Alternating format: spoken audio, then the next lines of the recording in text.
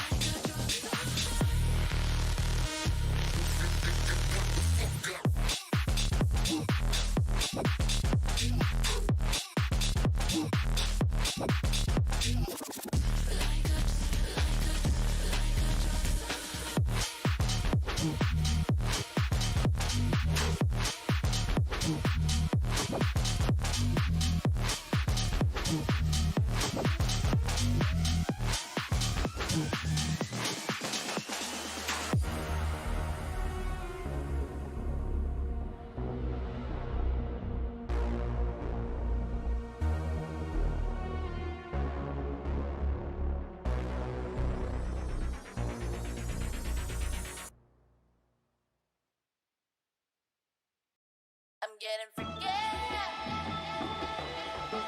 Yeah, what's it gonna do when I come? Everybody know I'm a visual. Yeah, I kill it cold like a criminal. I'm everybody's type, but nobody can deny. Cause you know I get it, 나는 아무리 봐도 I'm getting forget. Yeah, I'ma bring the crazy. Get that freaky, freaky on. Get that freaky, freaky on. Get it forget. Get it right, get it right. Get that freaky, freaky on. 신경 끄고 다 같이 forget. Yeah, I'ma bring the crazy. Get that freaky, freaky on. Get that freaky, freaky on. Get it forget. Get it right, get it right. 상관하지 마.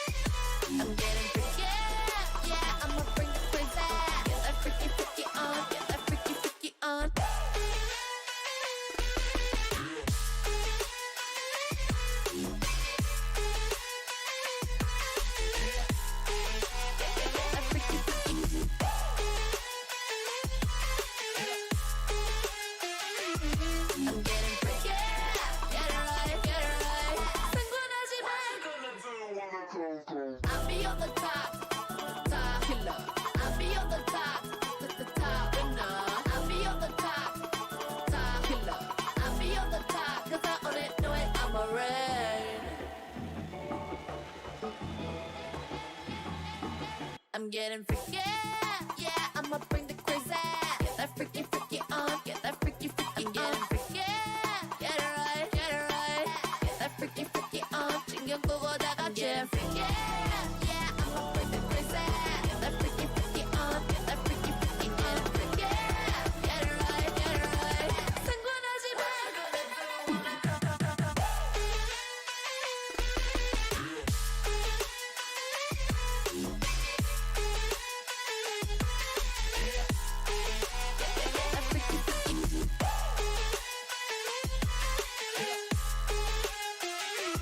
I'm getting freaky, yeah, I'ma bring the crazy. Get that freaky, freaky on, get that freaky, freaky. I'll be on the top killer. I'll be on the top winner. I'll be on the top killer. I'll be on the top, 'cause I own it, know it, I'm alright. Get that freaky, freaky on, get that freaky, freaky, freaky. Get that freaky, freaky on, get that freaky, freaky.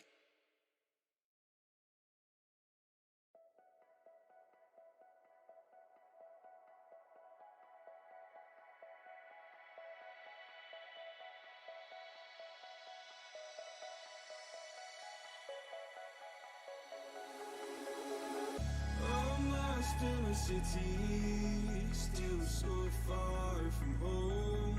I've searched for you all my life. Cast out like a shadow, racing towards the light. I pray to see you one more time.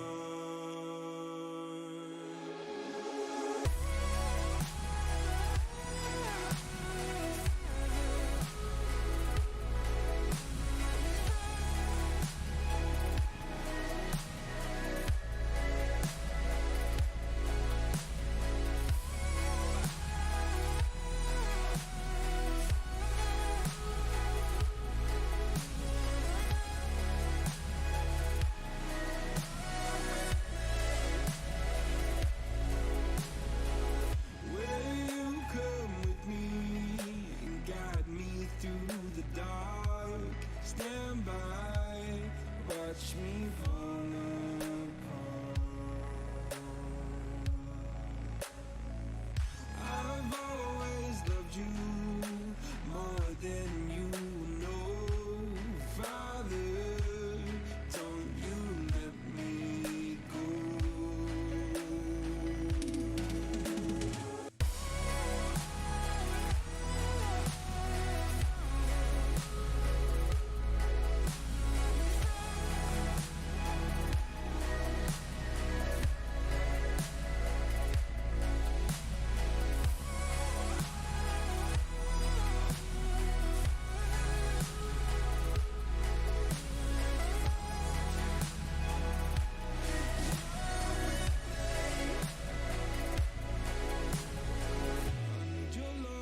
I need your light, like city nights and satellites.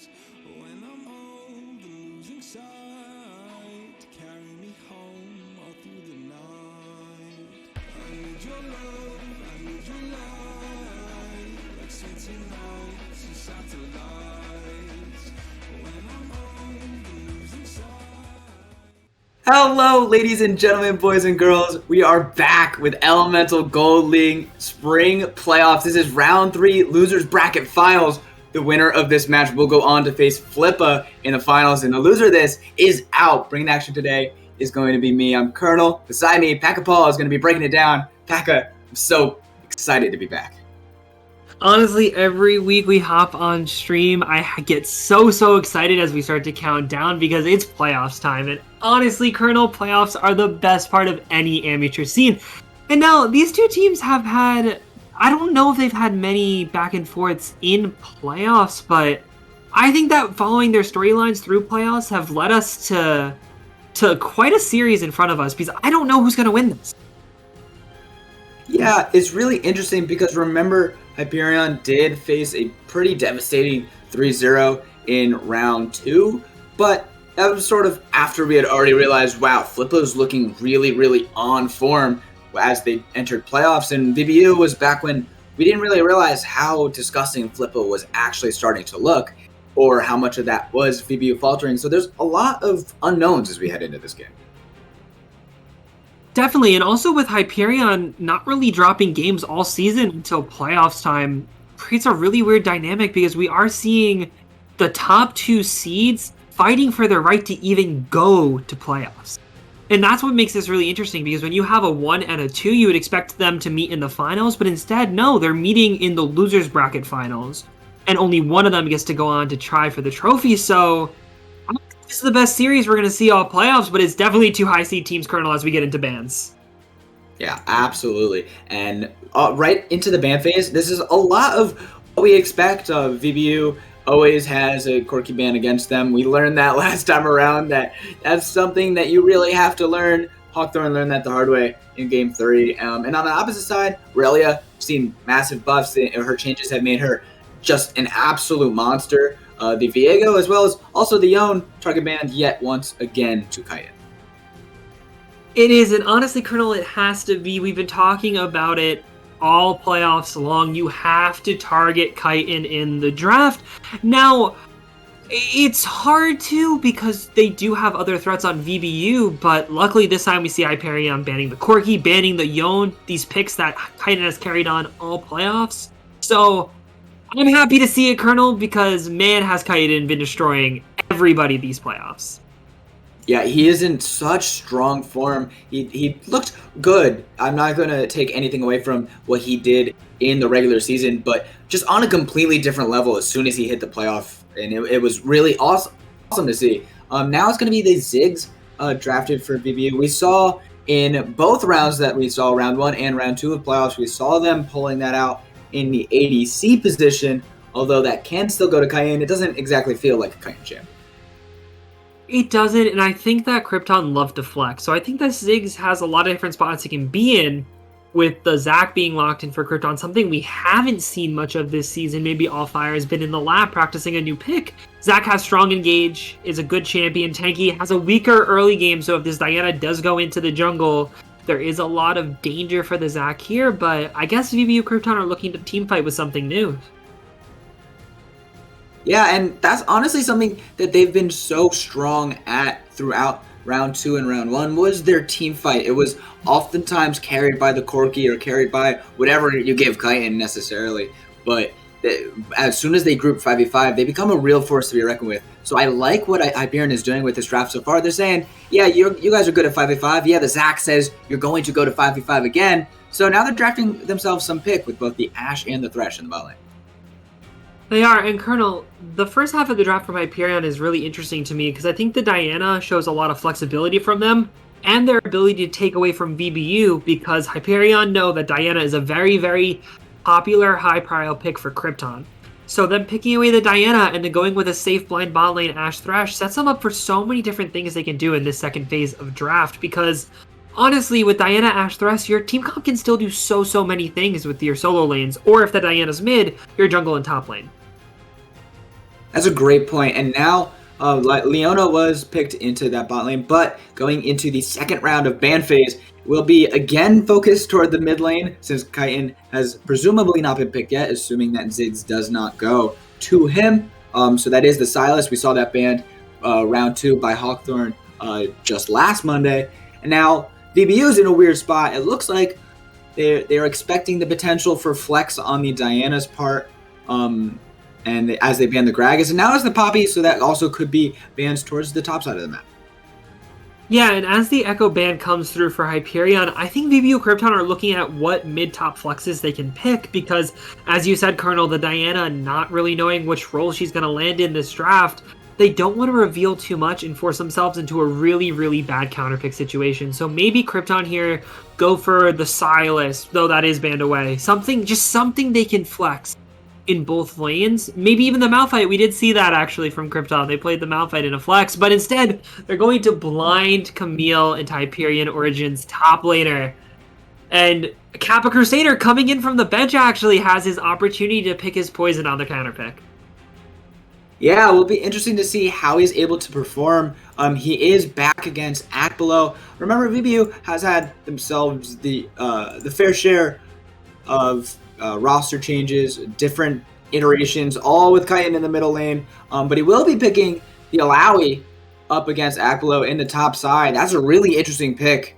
I'm not sure how much synergy it has with the rest of their team comp, but usually when you pick an Alawi, it likes to stay on its own anyway. And now they have their choice of what they want to potentially blind into Kaiton, or if they want to flex that Diana. Yeah, Colonel, and this is such an interesting Alawi pick because I don't really think it fits the rest of their comp, especially with Vladimir being locked in, but honestly, Diana, Ashe, Thresh, Vladimir can kind of operate without a top laner there, so maybe they're committing to a split push strategy here in game one to have the Alawi maybe go something like Hullbreaker and walk down the side lane. So there's a lot to be determined with their draft. They can do a lot of different things with it, but now Krypton have to pick their poison on where they're going to put the Ziggs and who's going to play against the Vladimir.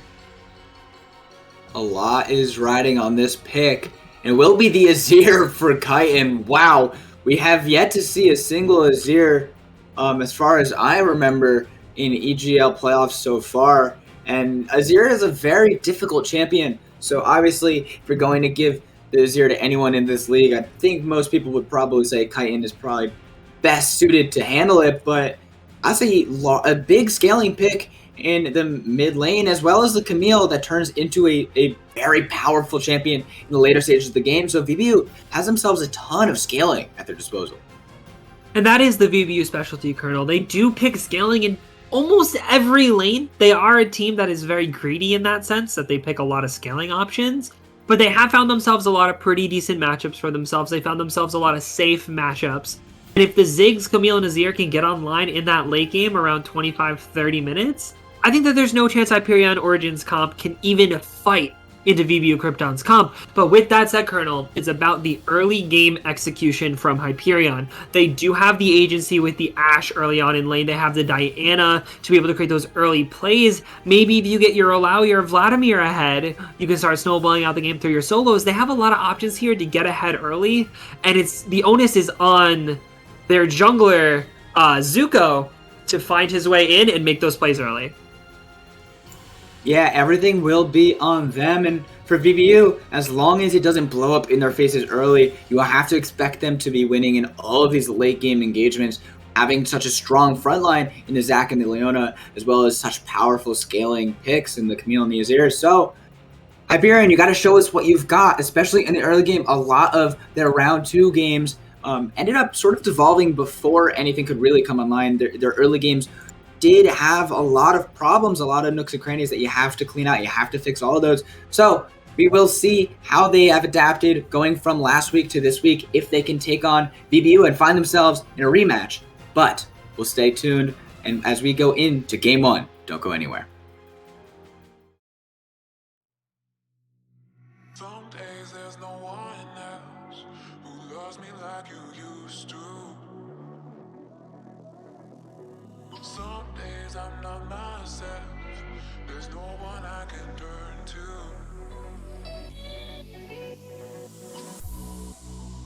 All the feelings that we shared are in the past.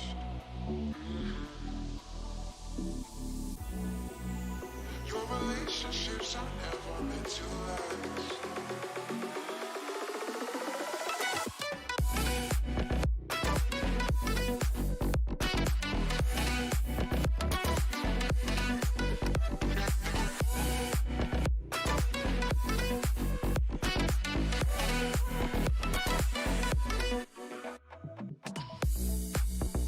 All the feelings that we shared are in the past. Your relationships are never meant to last. It might take some time, but I'll be alright. I'm moving on. I'm moving on. I know times are tough, but I've had enough. I'm moving on. I'm moving on.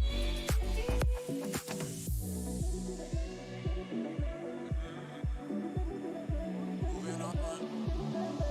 Moving on.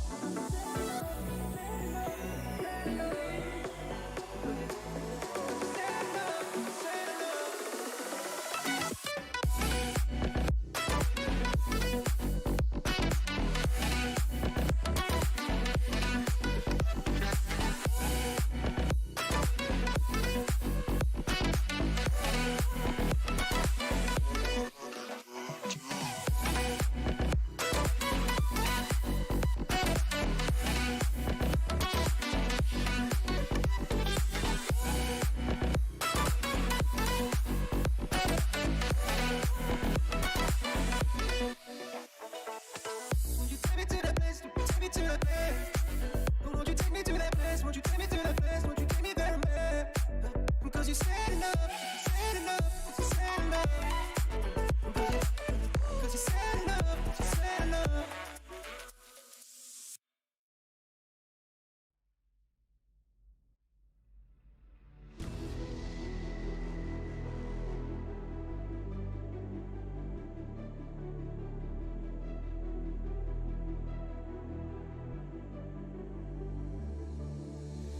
I've been watching you with dark eyes every night.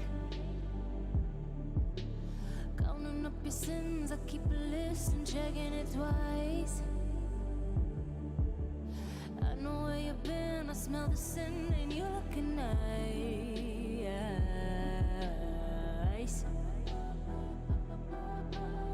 You can't bury me. You don't love a night. I'm still broken in the gutter. It's just me on my side. But I leave you with the shudder.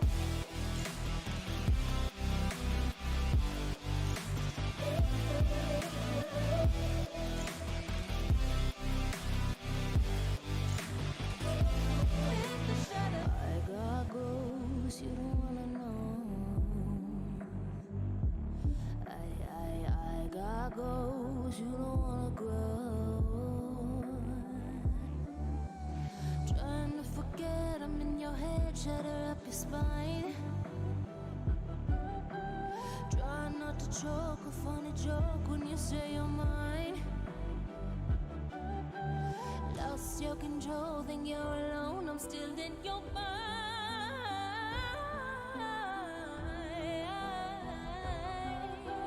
You can't bury me. You don't love a night. I'm still broken in the gutter. It's just me on my side. But I leave you with the shudder.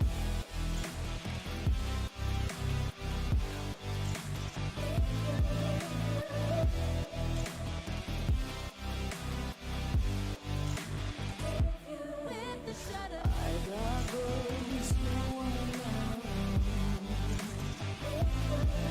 I got goals you don't wanna grow. With the shudder. I got goals you don't wanna know. I got goals you don't wanna grow. I got goals you don't wanna know.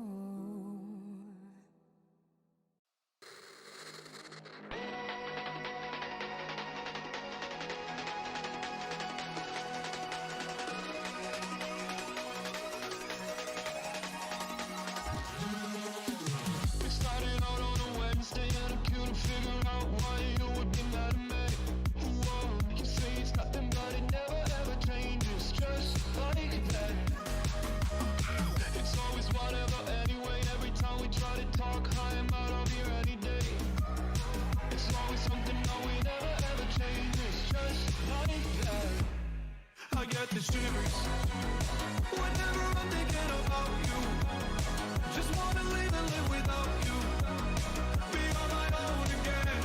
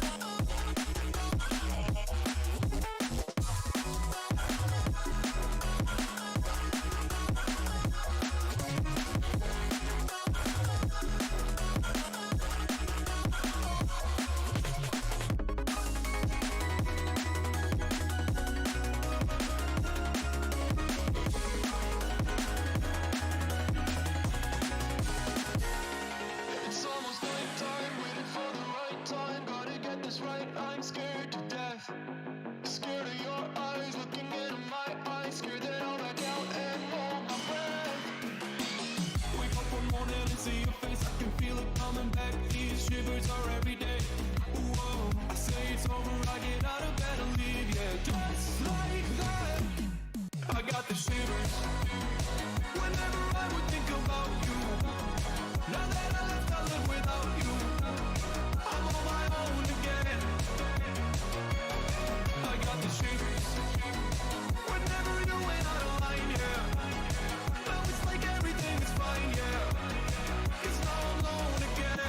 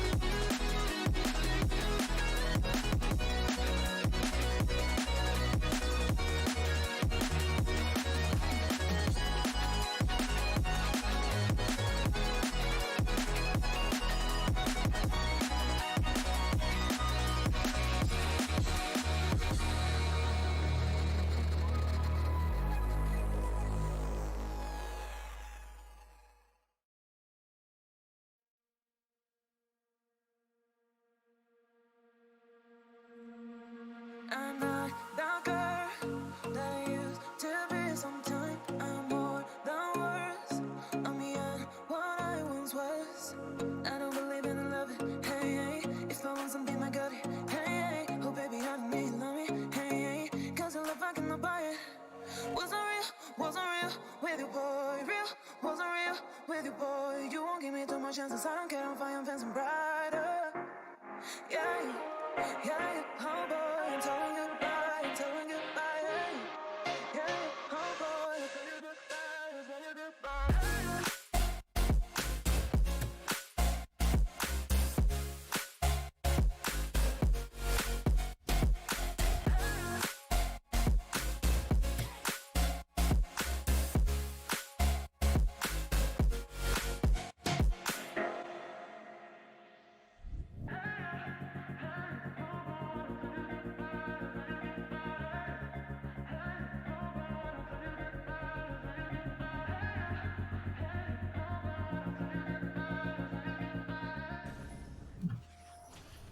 Hello, everybody. We are back into game 1 of VBU versus Hyperion. Oh, we might have ourselves a level 1. It looks like they're actually going to be waiting for the idea of VBU's level 1, unfortunately. But, so it doesn't look like they're going to find anything, and Leono did not want to go for it. But I'm Colonel Simons Paka, as always. And now they're just going to sit here awkwardly for the next 30 seconds. Yeah, it's a little awkward, but it doesn't seem like VBU is actually going to look to see if they held their 5-point in the first place. So, at the end of the day, nothing to come from it. And honestly, I think that we're going to see super standard pathing from these junglers in this game. I think both are going to be pathing up. I think both are going to look to mostly full clear. Now, Zach is much slower and is much less healthy when he does do this full clear. So, I think Diana does have a threat up in topside river at level 3, but other than that, it's on Zuzu to get in there and make those early game plays. Yeah, absolutely. And he has a decent place to gank if he does path standard, which it looks like he's going to. If you get your Alawi fed in a side lane, how fast she turns into 1v9 territory is kind of terrifying. Although getting there is obviously the hard part. But if as soon as she can win her 1v1, and of course Alawi always likes to have more people in her lane, more tentacles, more damage. It's just awesome for Alawi to have extra people in her lane. Ganking is almost worse for Akbalo than just being in the 1v1 alone. So we'll see how he's able to set up this Alawi to try and stomp in the side lane later on. Yeah, Colonel, and talking about trying to set up for this Alawi, Diana has skipped her entire red side jungle. She's going for a 3 camp into what may be a lane gank here, or at least some form of a gank from Zuzu. And we saw him a lot in earlier series just full clear it out, but now we're seeing a much more forward and, I guess, direct play from him on this Diana. So, I mean, it's not something I would do, but pregame looks like it was set up just right for them. So let's see if this top gank turns into anything. Yeah, it seems well orchestrated. Unfortunately, for him. The Alawi is the one that is pushed. Akbalo decided not to push lane, but he's going to be looking for it regardless. He is spotted out. Crescent Moon lands, and he gets just a little bit of damage. He's traded on pretty well by Akbalo, but of course he was not in tower range for that to be any important. But now, Allfire, with the Sanguine Pool actually being used, Allfire has an opportunity to jump, and he will force out Bad Vibes Flash.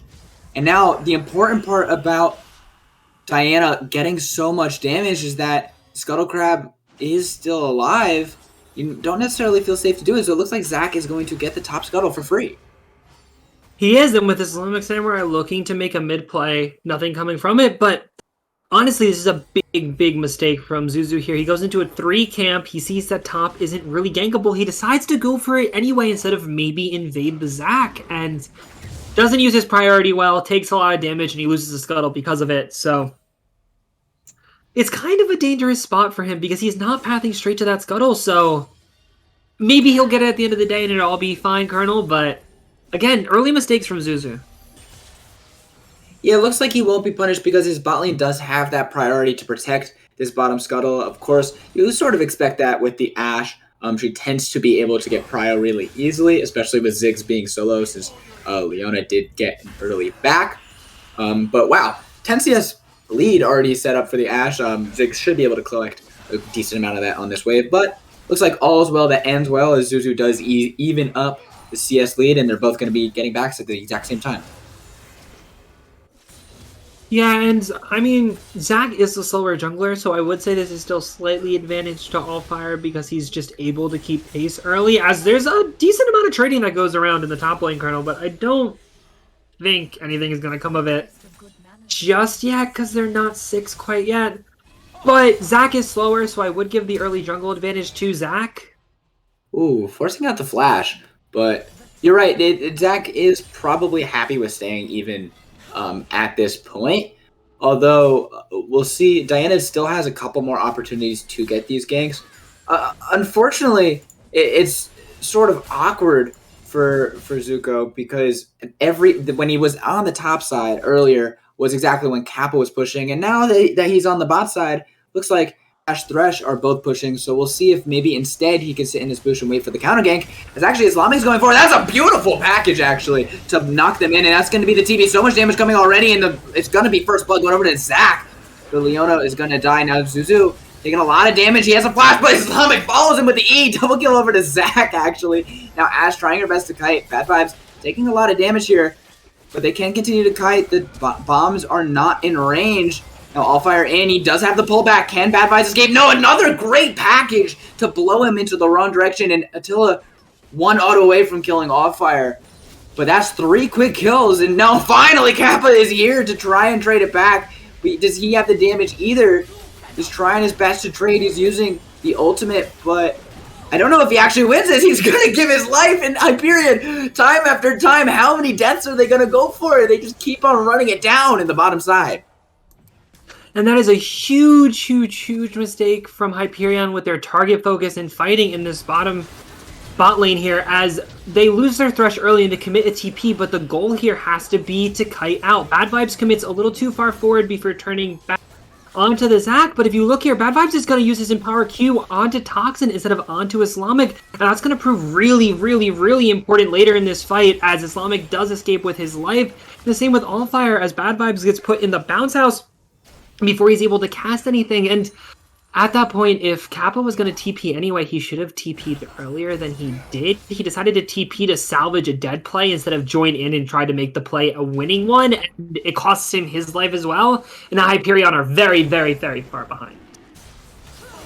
Yeah, a series of unfortunate events, and luckily, oh wow, sorry about that. Luckily for VBU, I think getting 3 of those kills on the Zac is probably one of the better case scenarios. Of course, Islamic could have taken them and made it even better, but getting that on the Ziggs carry, getting that on the Camille, although Camille did get 1 to her name, could have been way more devastating than the Zac, although it will be very hard to kill Zac with this influx of gold. It should mean less than if one of the carries did, but regardless, it's still a very big hole to have to climb out of so early into this game. It is, and again, they're playing the scaling comp with this big lead, so it's kind of hard to feel good if you're Hyperion right now. There's a lot of time left as the gank comes into the mid lane, but again, Prince Zuzu can't find anything here, and it's been frustrating to watch because Hyperion are trying so hard to be proactive, and they're just getting punished for any play they make. Yeah, and they're slowly going to continue falling behind because remember, we set this up in the pregame. VBU is the team that has the better scaling. They have the better front line, and they have the better scaling carries. So this is really, really unfortunate for Hyperion in game one, and they're going to have to make a lot of plays, and they're going to have to start going right if they have any hope of coming back in time to win before VBU just starts to outscale. Yeah, and honestly, I think that they still can create an advantage if they get a good playoff in the top side here to get this Rift Herald Kernel. But again, with Islamic being able to be freed up and roam across the map as Ziggs is only going to get zoned off a wave, it looks like they might have another catch. Islamic is trying his best to catch him, but Princess is here. He does use the ultimate, but he does not find anything. Now Allfire has arrived, and Islamic is still here and ready and waiting. Kyton finds himself the kill with the Sand Soldier. Now Bad Vibes has to try and escape using the Sangway pool. Finally flashing, but Zach is here. Doesn't miss the jump, but Islamic will land everything he needs to, giving Kyton yet another kill. Now Kappa just here for fun. He's going to use the ultimate, try and trade at least back onto Islamic. He's getting a good amount of damage so far. He actually will get the kill. And now everyone else has to disengage, but we'll see how worth this kill really is as Camille's on the top side with free time to get one plate. It looks like she'll even get two. Yeah, in Colonel, again, they try to make a proactive play, but with the numbers advantages that VBU are able to create from their early game lead, they're 3v2 when they try to make this play, and Kyton is able to flash out. And as soon as he flashes out, this play is an absolute bust for Hyperion, as they just don't have the strength in the numbers right now anymore to make these early game plays. And Kappa Crusader comes down to get a cleanup play, and it looks like all of VBU are indecisive here, because they can go in and commit to him as 3 really quickly, but again, I think they're afraid of the Alawi's burst potential onto 3. So Islamic gives his life off of what seems to be a miscommunication, but at the end of the day, it's still very, very, very positive for VBU, as they're up to a 3,000 gold lead. Yeah, and even more awkwardly, Alawi decided to stay in the mid lane for 2 waves and then have Vlad go top, and Vlad collected just a single wave before rotating back down into the mid lane. So they did lose another tower plate on the top side, down to only 2. That turret is more than halfway dead, only 10 minutes in, and if Camille can cash in even one more of these plates, she's going to be so hyper accelerated despite the CS deficit, because she has that kill, because she has those plates. 160 gold each is a big cash in. Now we'll see if Diana's I think this might be a play. Yeah, it looks like she's going to be trying it. She is warded, but that's a beautiful engage coming in. Now the Diana with the moonfall will find one. Now can they get a trade? Leona is going to try, but the heal is forced out, flashing away. But now that's the flash to follow for Attila. He is following, and Zach is arriving. He's trying to set up the jump. Will he jump in? He will go in onto one. And can he find the kill? The bounce house is there. He finds the kill. Straight in. Leona will finally fall. Now forcing out Zach's flash, but able to get one and get out. Trying to save his Leona, though, does not accomplish that. Now Kyton is getting some poke damage, but it looks like that will be the end of this play. Uh-oh. Bad vibes. You're taking a lot of damage. That was one more auto from those Sand Soldiers that could have meant a swift death from Kyton. It could have been as well, and I mean, honestly, with that play in the bot lane, finally Zuzu finds something, but at the end of the day, they find a nice 2-chase, but it takes so long for them to catch Islamic, as he's able to flash and dodge all of the important abilities, and Attila just isn't able to catch up. Now, I think Allfire jumping in here is potentially dangerous for him, but he does get the kill on Attila and flash out, so whether or not the flash onto the Ashe is worth it at this point is to be decided, but I guess they do trade back, and at the end of the day, it's a 2-for-1 play for Hyperion.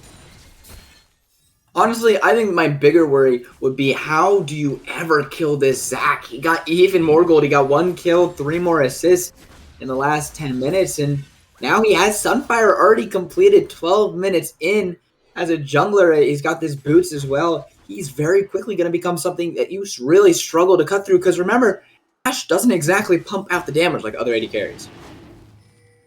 She doesn't, and when I said Hyperion were playing an early game comp, it was because of all the playmaking potential that they had. where you're kind of making plays with abilities before you have the damage. Before damage, I guess it's better to say before damage matters, as Drake falls for VBU.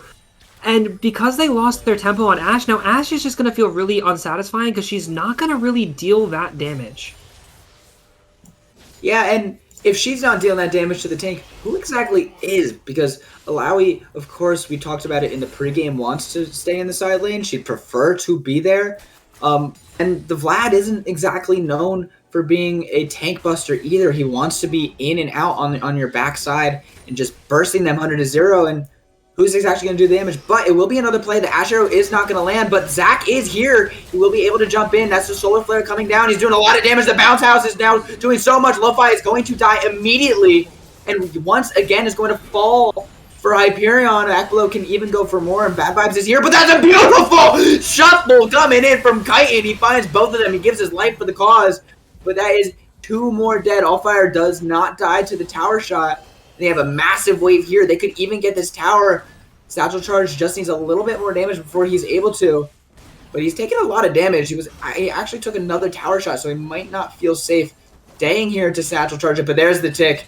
There's the boom. And 14 minutes in, that's 1 tower already destroyed.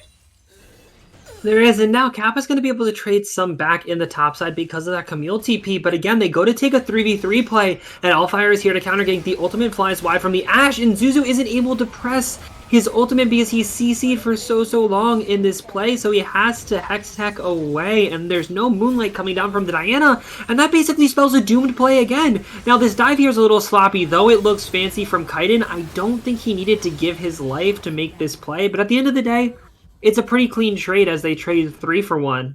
And they're up 4K now, so early, playing the scaling comp, Jim.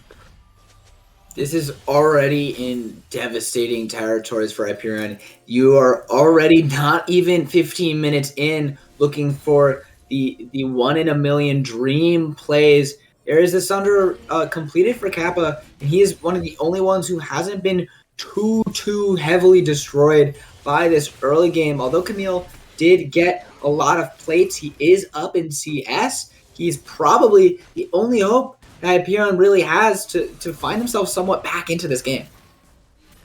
I agree, Colonel, and honestly, I think we're at the point where it's like, hey, Alawi, build Hullbreaker and just go on a side lane and see what you can do, because I just don't think that they can ever take a team fight that feels right for them anymore. And I think that Ashe and Thresh can sit really far back and kind of survive with wave clear. But even then, I feel like this Alawi just has to get so much value in the next 10 minutes to bring Hyperion a sign of life.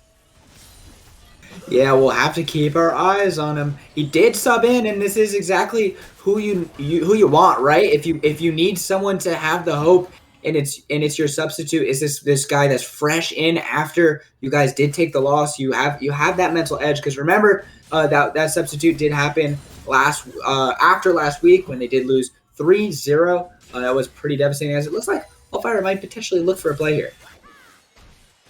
Yeah, I think he's just hovering his bot lane. He knows that Zuzu's been here so often, and he's just trying to answer the fact that the Diana's pressure has been all around Attila and Lo-Fi and try to counter gank it as much as possible, which he's been doing very successfully as a flash in. Oh, he's looking in. That's the ultimate. He missed the shuffle, and that's so much damage. That's a solo kill in the side lane for Bad Vibes. Well done to him, and signs of life. We were just talking about it for Hyperion, and that may have been the first.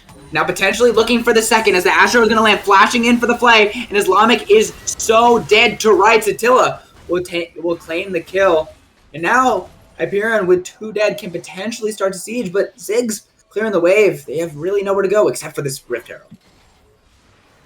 They do go to the Rift Herald, but that is 2 picks back to back. 1 solo kill and 1 pick, I'd say, actually. And all of a sudden, Hyperion do have a window into this with this Rift Herald and these 2 kills. I mean, I didn't exactly put them out of the books, but I thought this game was just really hard for them. But finally some signs of life from Hyperion with maybe good Rift Herald usage pulling this gold lead back to something more recent. We'll see, but remember, it doesn't just have to bring it back to reasonable. It has to bring them into some sort of lead if they have any hope, because the scaling is just so hard to deal with. Check out the gold. Bad Vibes is the only one that's any bit close, but 4 members topping the charts for VBU, and above all else is going to be that 505 Zach. All Fire is honestly already becoming a raid boss in his own regard, and this is actually Drake point or Soul Point, excuse me, and looks like they are going to be giving it up. It is Cloud, luckily enough for Hyperion. If this was any other Soul, then they would probably feel more inclined to fight for this, but instead they're going to try to trade for the mid lane tower. They might try for a steal here last second, Colonel. They throw it over and they don't get anything for it. But yeah, it looks like they're going to use their Rift Herald to try to get something. But because of the split call and Zuzu Attila going to contest the Drake 2v5, they get neither. And now Allfire flashes in, maybe looking for more. But at the end of the day, Colonel, it looks like they're not on the same page right now. Two of them go to place the Rift Herald mid to get the tower. Two of them go to contest the Drake. They have to stick to one call because at the end of the day, they get neither. And now they're in a really weird spot where the tempo they got off of that Rift Herald is now gone, and they're in this situation where they're down 3k again, and there's not a lot to play for. Yeah, and luckily enough, it looks like VBU had a little bit of split call on their own regard. Allfire, Islamic, both using their ultimates as well as Toxin, but no one else really ready for that level of commitment. And so a couple playmaking abilities off the table for VBU, as there's a lot of damage in the bottom side, and maybe Kappa is building towards that Hullbreaker. He has the Phage in his inventory. We'll see if maybe he can continue to push, as he will be getting tier 1 down in the bot side. He will, and honestly, I thought Azir was going to be able to match this Alawi, but this Alawi is dealing so much damage to Chitin, and honestly, because of that, I think that if this Alawi can get to the item breakpoints on time, I don't know who's going to answer the Alawi in the side lane. I know that Camille is a big tank killer when it comes to the late game, but I do think that Alawi, if she has a tentacle set up, can contest her. So, again, at the end of the day, if Hyperion can keep looking for picks with the Ash Arrow, with the Thrush Hook, and just wait for the Alawi to do her job, they can find a way to actually win this game. But with that said, there is Soul Point looming for VBU, Colonel, and in just 3 minutes, I think that the Soul does go over to VBU, and I don't think that Hyperion are ever going to be in a position to 5v5, so at the end of the day, what we're seeing here is what a 1-3-1 comp can really do against this 5v5 teamfight, and whether or not VBU can pull Hyperion to force them to group, or if Hyperion can pick apart the side of VBU. That is what the big question is. Prince Zuko waiting on the side, trying to hover just in case, but it looks like Zach is finding a play elsewhere. He's finding on the top side. Sangman pull is out. He's trying to Hexblade away, but he's going to be pulled in. That's the Hex Tech ultimatum, and that is a dead Vladimir if I've ever seen one. It's sad to see. Unfortunately for VBU, they will be trading the mid lane tower for this. Toxin has a lot of wave clear, but you cannot clear the entire thing in time. So they will get themselves a tower for their efforts, but now 2 minutes in, Drake is still on their mind. Yeah, it is, and at the end of the day, I know that a lot of the community doesn't like Cloud Soul, so Cloud Soul is not the best Drake that VBU could ask for here, as it doesn't directly win them the game, like let's say an Ocean Soul, but still, I think there's a lot of power behind this Cloud Soul, because they do have champions that like to ult often, and when they do get to ulti often, they get to create a ton of plays with that shuffle, with Toxin's ultimate, with Islamic Samurai being able to catch people out more often. They're going to be able to find so much more with this Cloud Soul. So I think that Hyperion may be undervaluing the power of the Drakes here. I think that their willingness to give throughout the game here on all of these Drakes may come to bite them. Yeah, we will have to see. And honestly, I see a world where they decide against fighting for this Drake Soul and end up going for the Baron. And honestly, as it looks like, I really do believe that is Alawi building Hullbreaker. So we'll see if she does commit to the item. And more importantly, we'll see if the Baron is a bigger priority for Hyperion, considering their big win condition so far, now that the early game has gone so abysmally, is the side lane split push. It is, and I think at the end of the day, Colonel, what's really important for us to see here is if Hyperion do make that big play where they try to split the map and force VBU to come to them potentially, because if Alawi is able to set up her tentacles, they do have a decent way to contest some form of an objective. But I don't know, that's a really tough call to make, just giving up Soul to go for this Baron, or vice versa, trying to force the Drake and give them the Baron. And I'd be excited to see Hyperion make a play like that as Drake is spawning soon, but at the end of the day, I think we're just going to see Hyperion make a desperation attempt to get this dragon and stop the soul snowball. Yeah, Zach is forced to jump out, and with 10 seconds left, they have control of the river. They're able to clear the control ward, although there is that one ward Camille can TP to the Pixel Brush, but it looks like there will be a fight here. Alawi is back, and she's going to try and cash in that gold in time to get here for this fight, so she does go for the Sterex. I like this buy considering you want the 5v5. Ziggs uses his ultimate to check for the Drake, so that's an important cooldown that they do not have, and now it's started for them. We'll see if they do decide to commit to this or if they want to look for the fight instead, as this will be the TP forced out. Aklo is on his way now. Allfire flashing in to try and get the knockup. He's getting a lot of damage, and now is all on the back run for Hyperion. They have to try and kite away, but that's already one dead immediately, and the engage is just too powerful. Toxin will find one. The Moonfall finally coming down, but it's just too little. It's just too late. There's nothing they can do. Kappa's the only one left alive. So Hyperion gets absolutely shredded. Now Toxin is on the chase while the rest of his team looks for the Drake. Not sure if you win that 1v1, Toxin, but we will see. Oh, as it looks like Cloud Soul will go down to VBU. It will, and instead of making that tough macro call like we talked about, Colonel, instead Hyperion just go to the contested. Try and trade it. Ooh, so much damage on a Toxin. Finally coming in to save his ADC, as it was very necessary. Toxin would have actually died there, but it looks like, wow, they're going to get both Soul and Baron off of that play. That is the goal. Kappa is 30 seconds away from spawning. He will not be there. He does not have TP to join the fight. And now the entire team is trying to rush to get there, but it's just too late. Azir is absolutely brilliant at shredding through objectives, and they will get both for absolutely nothing.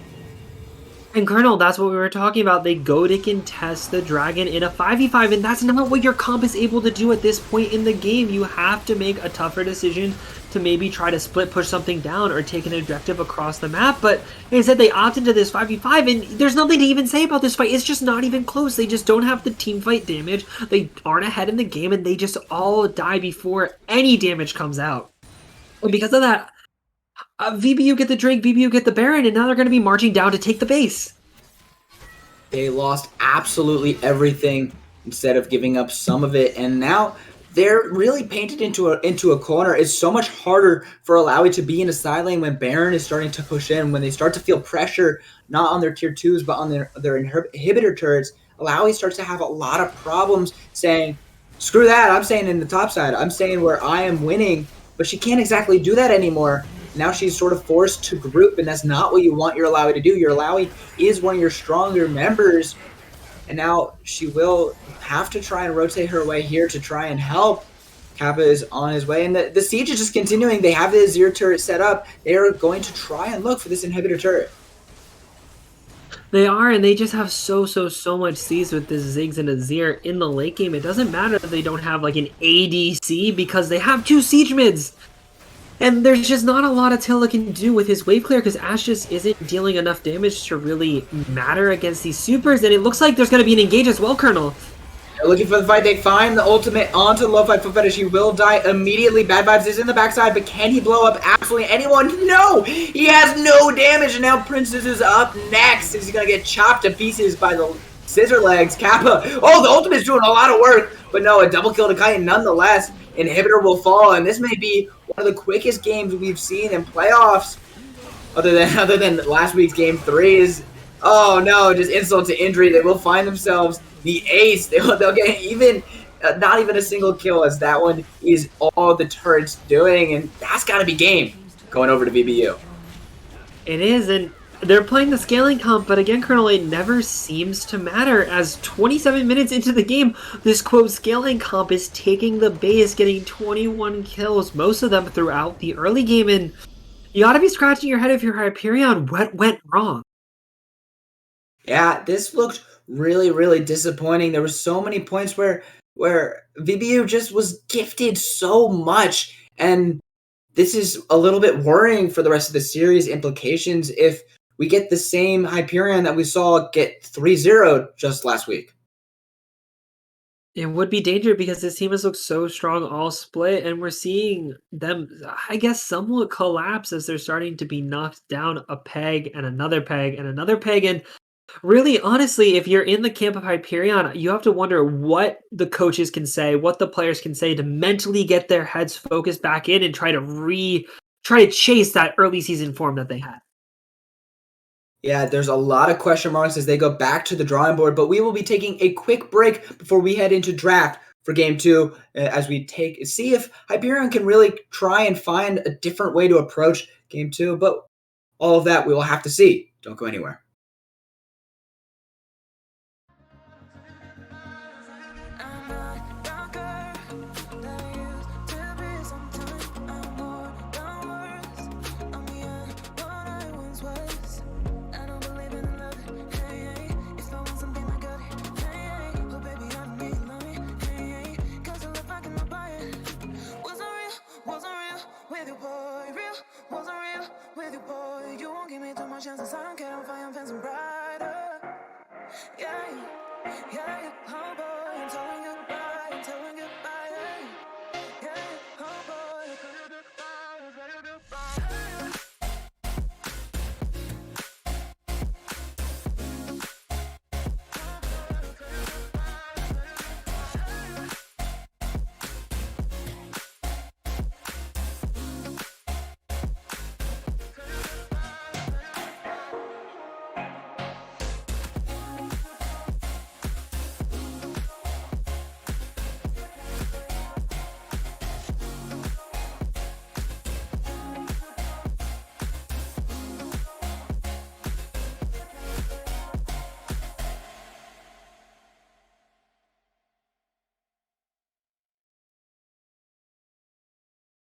Feel my heart, it's beating.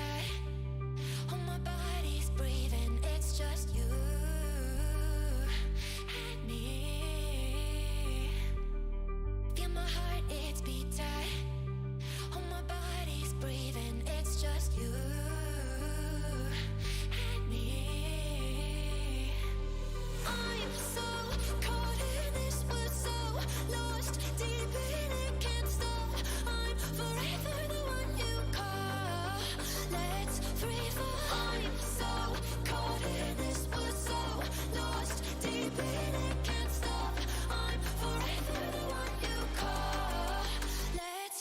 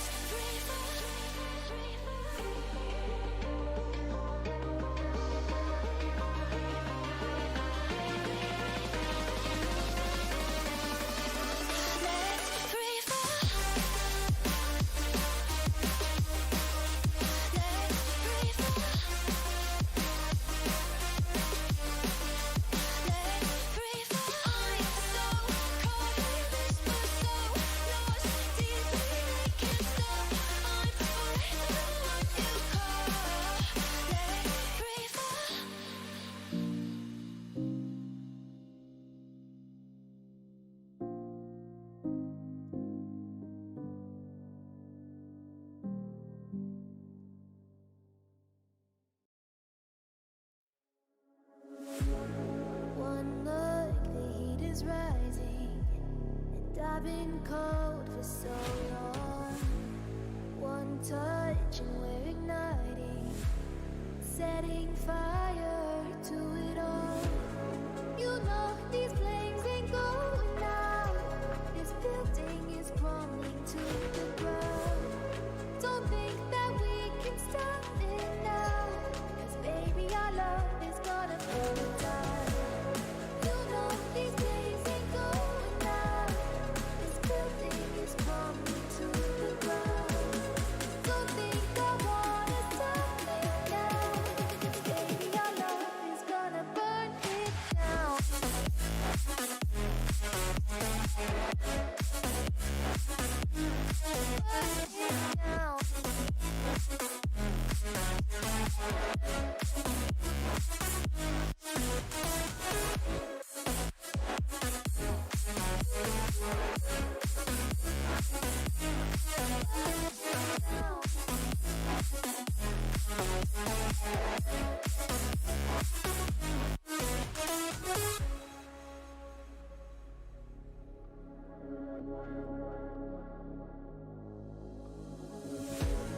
One spark, I feel lightning blazing up through the darkest nights.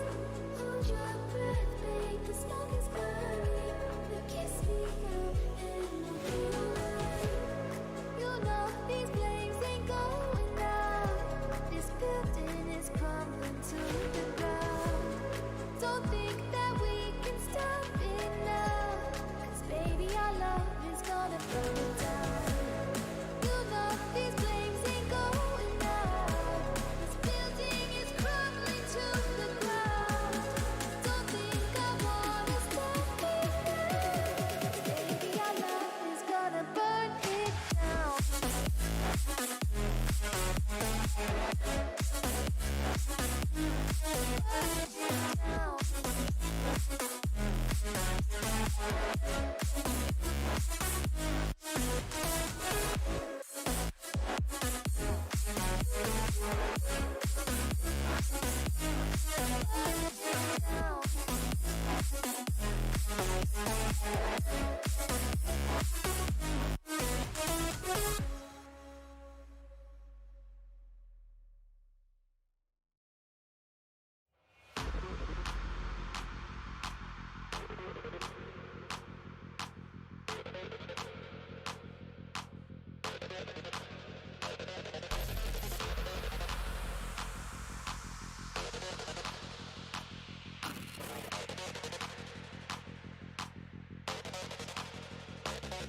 Can you hear me? We could be legend. I have nothing to lose. Nothing can stop me. I'm all the way up. Wake up. I know what's real. Escape reality. Hardwired.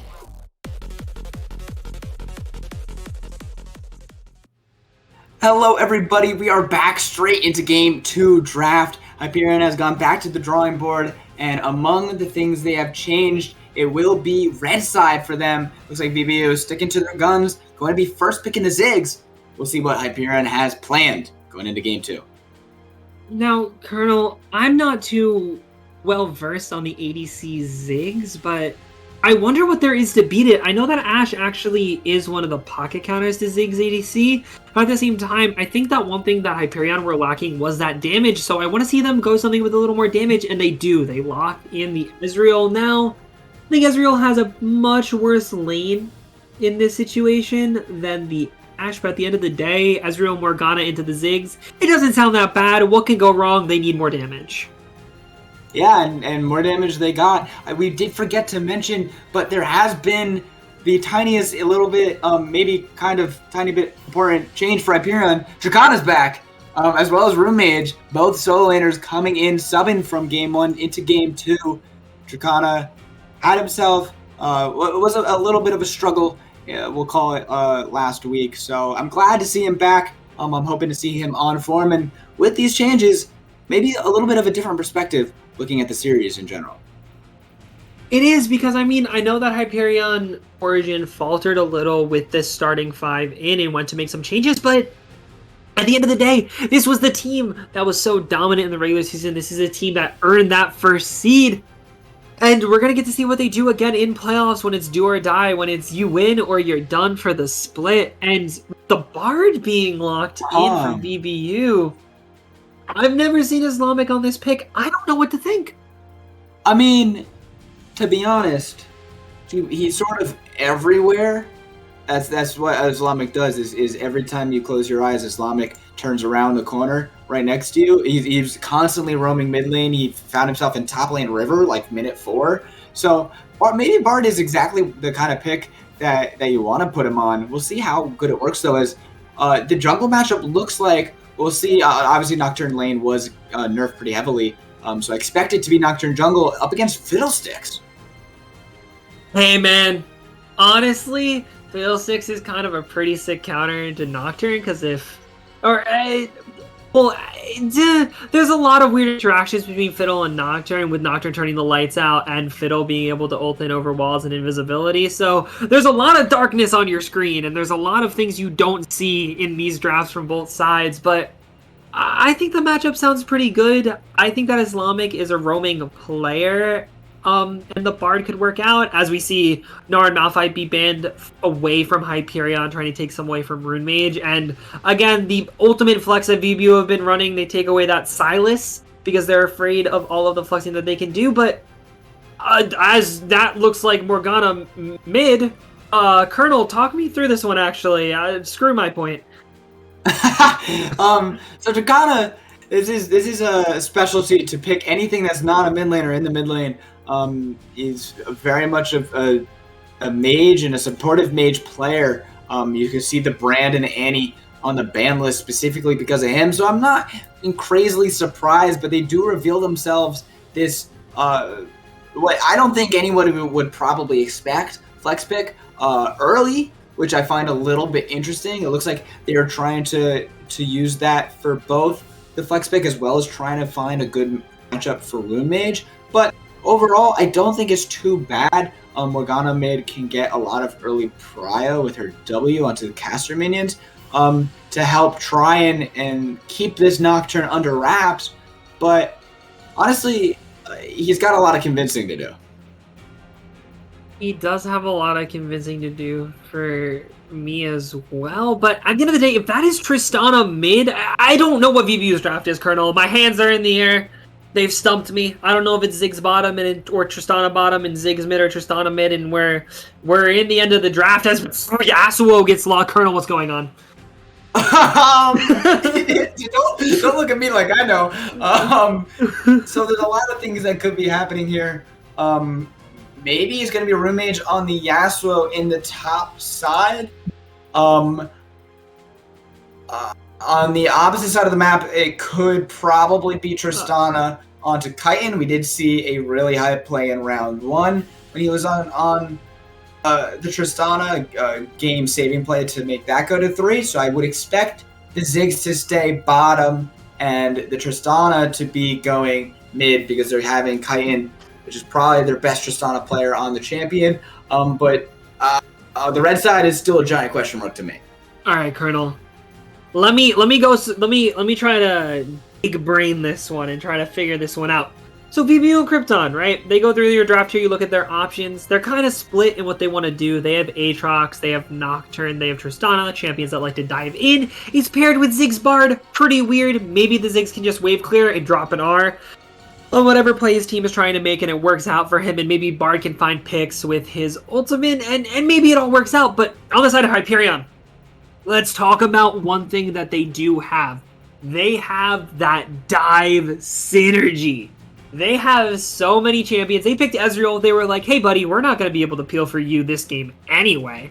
So they picked the Ezreal just to have him sit back and get down as much poke damage as he can as they dive in with that Fiddlesticks, Nautilus, Yasuo 3-man combo. The Morgana flashing forward, getting the Arzonias down in time. You know, at the end of the day, it's a little hypey. It's a little crazy.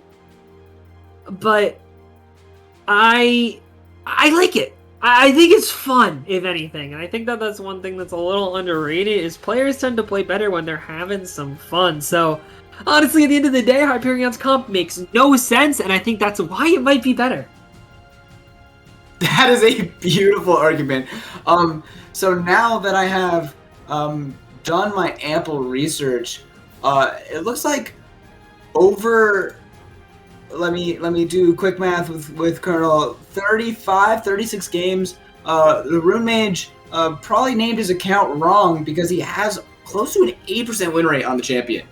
So I don't know why he named his account after Rise, but he's sort of a god tier Yasuo. Unfortunately, he doesn't have the knockup synergy in the jungle. That is with the support. But if Nautilus can do his best impression of the support across the map and try and be everywhere that nobody wants you to be, then maybe this Nautilus can help out the Yasuo to get some sick knockups. Yeah, I mean, at the end of the day, their teamfight is going to be fantastic. And I mean, Morgana has the lockdown, the Fiddlesticks has the fear. As long as someone can hold the person in place for long enough, the Yasuo can hit the tornado on his own. Now, when it comes to team fights, you're right, Colonel, it is still all on Nautilus, but I mean, good Yasuo players don't need the setup at the end of the day. That's why Yasuo is picked so often in solo queue, because sometimes it doesn't matter if you have all the big knockup tools. This champion can just pop off if you have the mechanics for it, and if he's good on the champion. I mean, come on, man. I can't not have Hyperion winning. You know what, Colonel? So everybody vote in chat. I'm throwing 8k points on Hyperion this game because they're showing some moxie. Oh man, some big spending. I'll do my best to match you, although I did just lose every point I had to Hyperion last game. But we're not going to talk about that. But we are going to head into a quick break before we get into what looks like a spicy game 2. Don't go anywhere.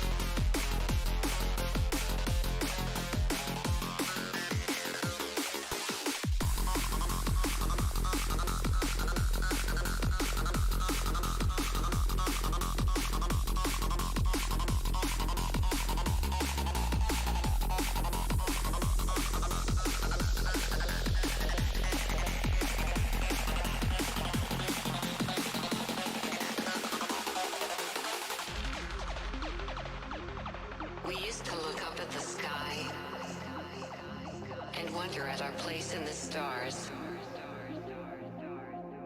This is the world you've made yourself. Now you have to live in it. The end is in our sights. The future is already here. No matter how hard we tried, we are doomed. Say your goodbyes.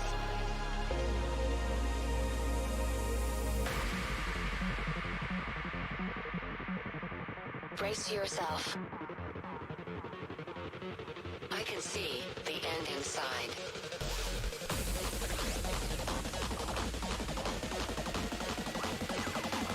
Three, two, one, hardwired.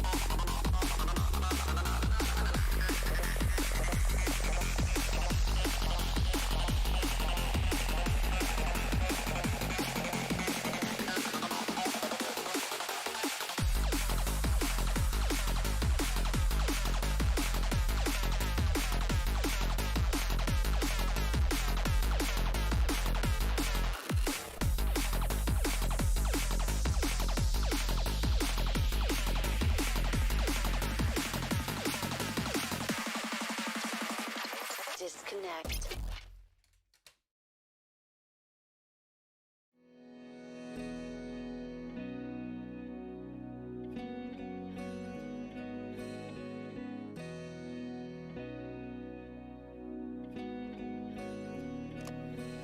Cause I don't want nobody change me now. Cause I like to be myself. If you're not agree, you can walk away. You can walk away. You can walk away. Something in my mind makes me think I ain't nobody perfect. Something in my mind makes me think I ain't nobody perfect.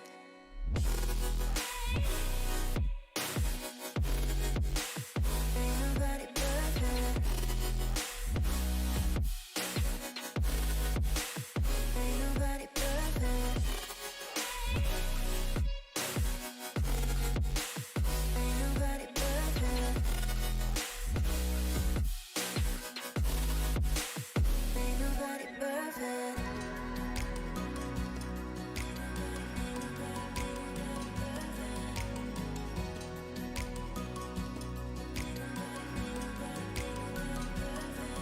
Cause I don't want nobody change me now. Cause I like to be myself.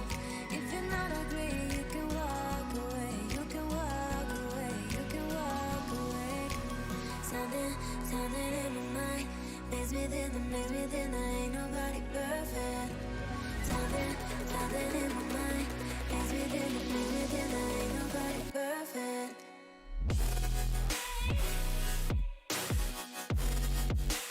Ain't nobody perfect.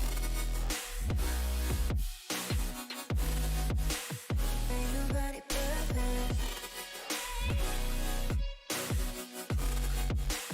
Ain't nobody perfect.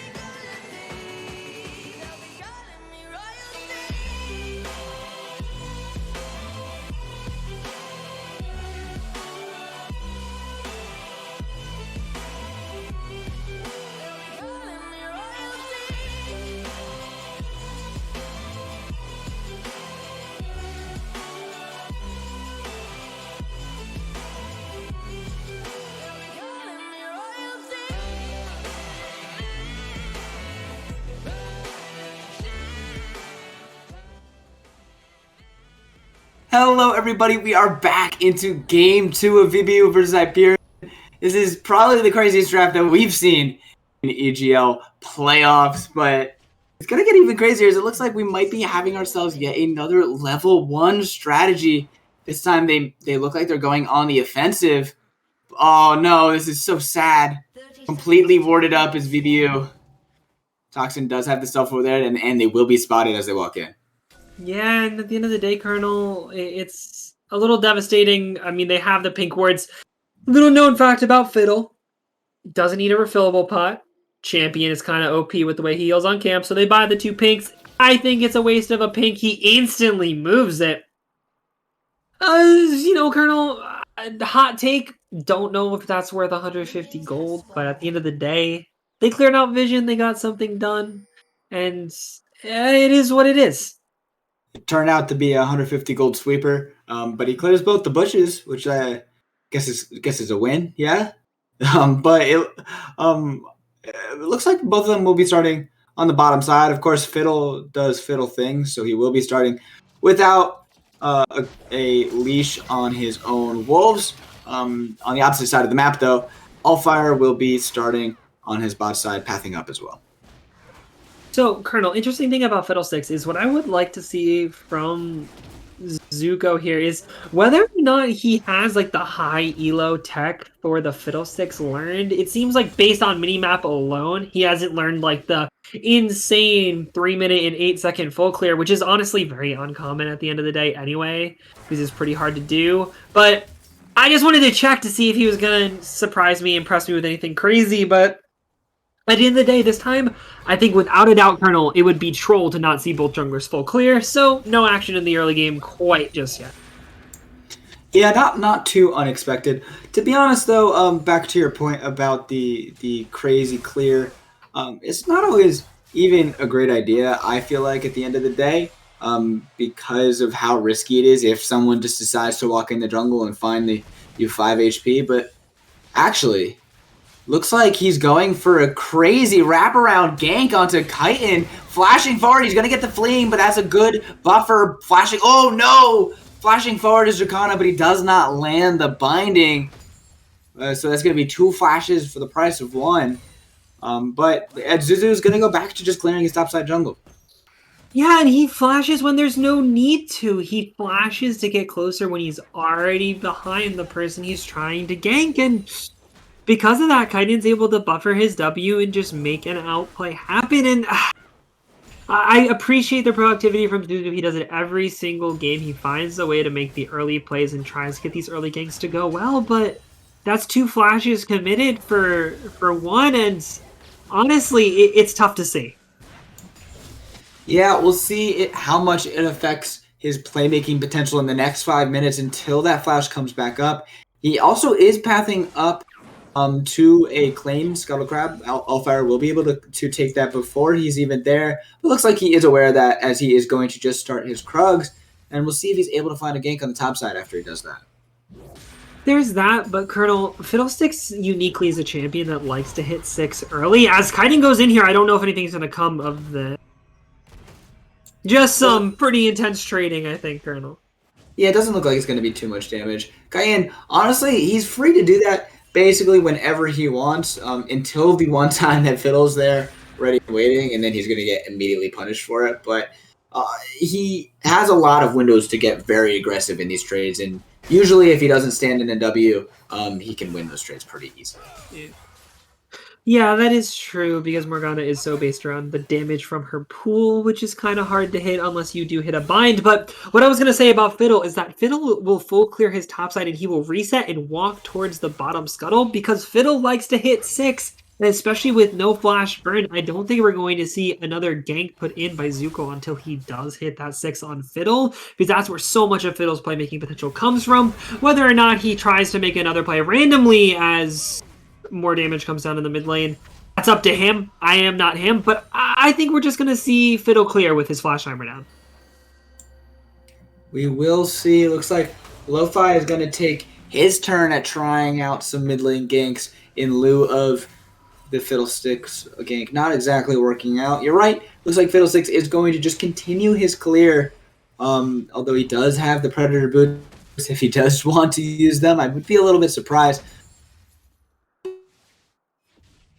But the mid lane is started. I think Colonel just may have died, folks, here on the desk, so I'm going to take over a little. So I am just a jungle specialist. I'll be honest, I am a scuffed color caster because I wish I knew more about the game than I do. But with that said, the crazy thing about the way that Fiddlesticks works in general is that I think it goes a lot against what Zuko likes to do in the early game as a player, because Zuko loves to make these early ganks, but Fiddlesticks likes to do nothing until 6. It's something that I struggle to do as a player, is to just relax as Morgana trades. I am back. Colonel's alive, and there's a 1-for-1 trade kill in the mid lane off camera, and at the end of the day, absolute madness randomly as Apollo might be caught out as Zuzu's coming to collapse, but I mean, I very much expect that Cayenne was able to jump in with the Ignite, get some damage down, but was fade away binded right before death, and took some tower shots to trade that back. That's the only thing I can imagine in my head for him to die so much later, but it looks like there is a gank in the bottom side. Missing the hook is Lo-Fi. Now he's going to get flashed upon. So much damage. He's going to be flaying. Allfire is going to collect that kill. Toxin takes it with the echo charge. And Colonel, what I was going to say about the Fiddlesticks, though, is I feel like Zuzu, as the top side is fighting, Akbalo goes in on the Rune Mage here. His Tornado is up. He should be able to kite this out as long as Rune Mage hits it, but Akbalo flashes it. A flash goes back from Rune Mage, but the tower dive is on from Akbalo. I don't know what's going to come up as Zuzu's here to clean up the play. Akbalo is very low now. He does have that Omni Vamp, but if Zuzu's able to just get 1 more or 2 more autos down, it's all it's going to take. But Akbalo with the thumbs up on his way out the door, and no kill going over to Hyperion with the counter gank from Zuzu. And I mean, they're trying to die for more, Colonel, but are you alive? Hopefully back. Right, it looks like Akbalo's days are numbered. He came back just in time to witness a murder. He's going to be flaying. He's trying to get the trade. Rune Mage did not want to tank that tower, but he takes it regardless. He does survive, but making it a little bit too close for comfort. They will get themselves a plate as well. But overall, a good trade play on the top side. Although Cayenne get some tower plates, but some good playmaking despite having that flash down from Zuko. Oh, Nocturne looking in, trying to find it. He does Black Shield the binding, importantly. Now the ultimate is coming out from Dracana. He does manage to get this done, but now Dracana is in a load of hurry. He's going to get pulled back by the chains. Akbalo, I don't know if there's anywhere to escape. He does hit another binding. The damage is not there. Allfire was already walking away, so they're actually not able to find this kill. Now there's going to be an ultimate used out of Rune Mage, but he's just 1 auto away from death.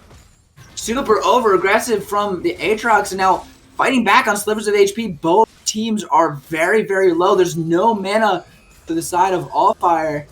But they're potentially still looking for something. Apollo is going to try and push this tower. He's trying to find the Fiddlesticks, actually. He will not find him, but at the end of the day, a lot of trading in VBU ends up in gold.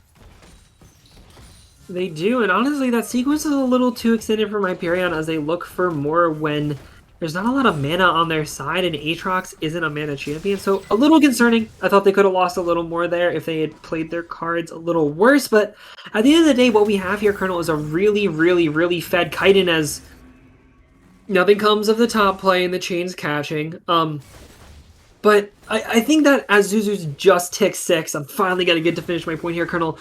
The thing that he's struggling with is that Fiddlesticks doesn't like to make plays until 6, and him as a player does. So a lot of the struggles we saw in their skirmishes kind of not working out for them at the end of the day here is him trying to make plays on a champion that just isn't meant to be in his style. So hopefully now that he is 6, now that he has time to make these plays when his champion is strong, we're going to see a lot more powerful plays from Prince Zuzu on this Fiddlesticks. But I think a lot of the early game woes from him was because of the champion not clashing really hard with his playstyle.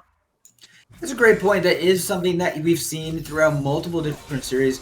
The strategy that he always tends to do is lanes love to fight, and as long as he's there first, it can often work out in his favor. That's what they found a lot of their early league success in the regular season by doing, and now Lo-Fi Foot Fetish is able to hold the wave from Toxin, who was trying his best. But Dracana, actually a lot of trading in the mid side. He's going to actually get solo killed by Kaiden.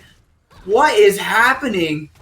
Walking up just too far and trying to trade back when you can. Now the Rift Herald's going to spawn, and they're about to lose first tower only 10 minutes in. They are, and it's that kid Kaiden able to get a kill again as Toxin might be falling. Damage.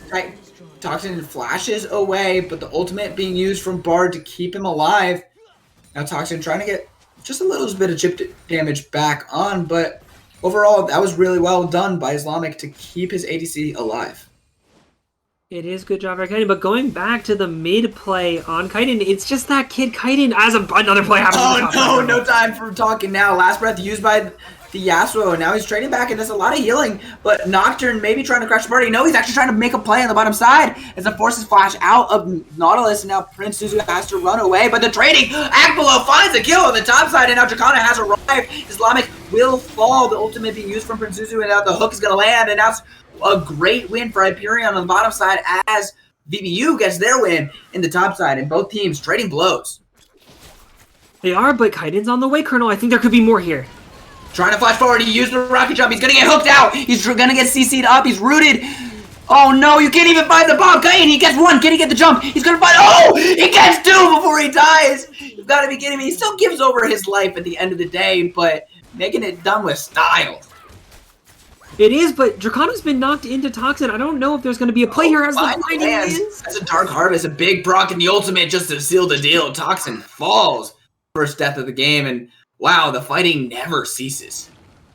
Yeah, and I mean, Kaiden went a little psycho there, jumping into the 3, even though they were low. I mean, some may call it a Malphite ulti at first, but he trades 2 before he falls, and then, I don't know, and then 3 more kills come down, and then everything gets a little fuzzy because Zuzu hit such a good ultimate on the Fiddlesticks. But Colonel, it's just madness. I don't know what's going on. There's so much going down. But to be honest, we have to take some inventory, right? We have to see who were the big benefactors of all this fighting, and a lot of it is going to be on Prince Zuzu and Kaiden. It is, because at the end of the day, Kaiden, but I mean, it is on Prince Zuzu and Kaiden, but I mean, is it really just all on Kaiden anyway? Look at that gold graph, Colonel. He's near 2 items. He's not that far off, Colonel. After one more buy and a couple selling of maybe that Doran's Blade in that pot, he may get the second item at 15 minutes. That is a crazy influx of gold. Now Kaiden is on the bottom side trying to make a play. Can they find it? No. Bard ult not going to land. And well done by Attila to see that coming. But now the jump anyway, straight in. Nocturne is trying to come back to survive, but oh no, feared away. They were still going to find the kill, but Prince Zuzu will be able to trade that. Now Kaiden able to jump back in. Binding does not land, and Kaiden is able to find the kill. Now Bard continuing the fight, but the HP bars are low, and Dracana has his ultimate. Can they kill him in time? No, shut down. The bomb does tick, but Ezreal will collect the second kill. Maybe a little bit of over-aggression from the side of VBU as they end up trading 3 for 3. Yeah, and I mean, I'm a bit lost for words as I know Kaiden's looking to try to be proactive here. He doesn't know that the Fiddlesticks is in the bot side, so they do try to make a play. It's a big ultimate from Zuzu here, but at the end of the day, they're not able to trade much as Kaiden looks for more. Now, this portal we're about to see from Islamic completely turns the fight here. It just goes too early, too quickly. A huge ultimate from Dracana. It just not enough to burst them out. And Islamic flashing late, thinking that they don't have a kill, ends up making this play pretty even at the end of the day. And I mean, it's a little different than last game where both comps are scaling and it just depends on execution in the late game. So at the end of the day, it's a bit of a wash here after this early fighting. Yeah, but we do have to, it's important to take note that VBU does find themselves with a 1k gold lead, 1 Drake already to their names. They are going to collect the second Drake as well. And obviously a lot of this on the back of Kaiden, who's 7 kills in already, just 14 minutes in. But honestly, despite all the trading, it seems like VBU are coming out mostly on top. They are coming out mostly on top at the end of the day because, I mean, Kaiden, he's a little 30 farm up, 7-3-1 as, honestly, every time I see a top fight, Colonel, I think someone's going to die. Top laners are just so surreal to me the way that they fight each other and trade HP bars so constantly, but back to what I was saying, I mean, the end of the day, this guy is 30 farm up and 4 kills deep. I would have liked him to look for a safer play here, but Kaiden's going in again. Jump straight over the wall. The damage is massive, and Dragana falls. Kaiden making it look easy, finds himself a solo kill. Oh, low 5 foot damage will fall on the bottom side. Now Temper Fate barely going to get dodged away from Attila. Great use of the E there to shift out of that. But on both sides of the map, they're able to find advantages, and now VBU starting to heat up. They are starting to heat up, and what I was going to say is I was looking for Kaiden to make something a little safer to aggress his play, but he does as they're looking for more again, Colonel. Bill is caught out, burns his flash to get under tower, but now they could look for the dive here. Kaiden is also arriving. This is the big damage. They're TPing on the minion, and now the damage stunned up, locked down. Oh no, you hate to see it. Now it's nearsighted. There's no way you can escape. Ezreal will fall. Just a formality at this point as they find 2 more. Kaiden, an absolute killing spree, 9 kills in. He absolutely is, and this is the snowball that VBU were looking for. It was an even scrap in the early game so far, but now VBU have accelerated the game. I was gonna criticize Kaiden for going in earlier and finding a play that was potentially going to throw his lead, but at the end of the day, he's found 2 more that have worked for him, and now he's on Phantom Dancer, and he is just so ahead of this game. I don't know who he can even touch him. Yeah, I don't really know if there really is anyone who can.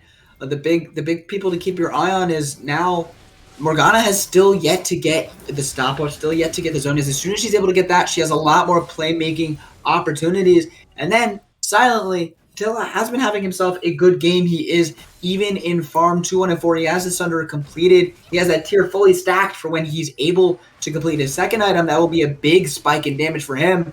But until that item breakpoint comes through, Kaiden feels like he's really a god among men. He really is a god among men indeed, as it looks like Zuzu's trying to make a play, but it might actually cost him his life here, Colonel.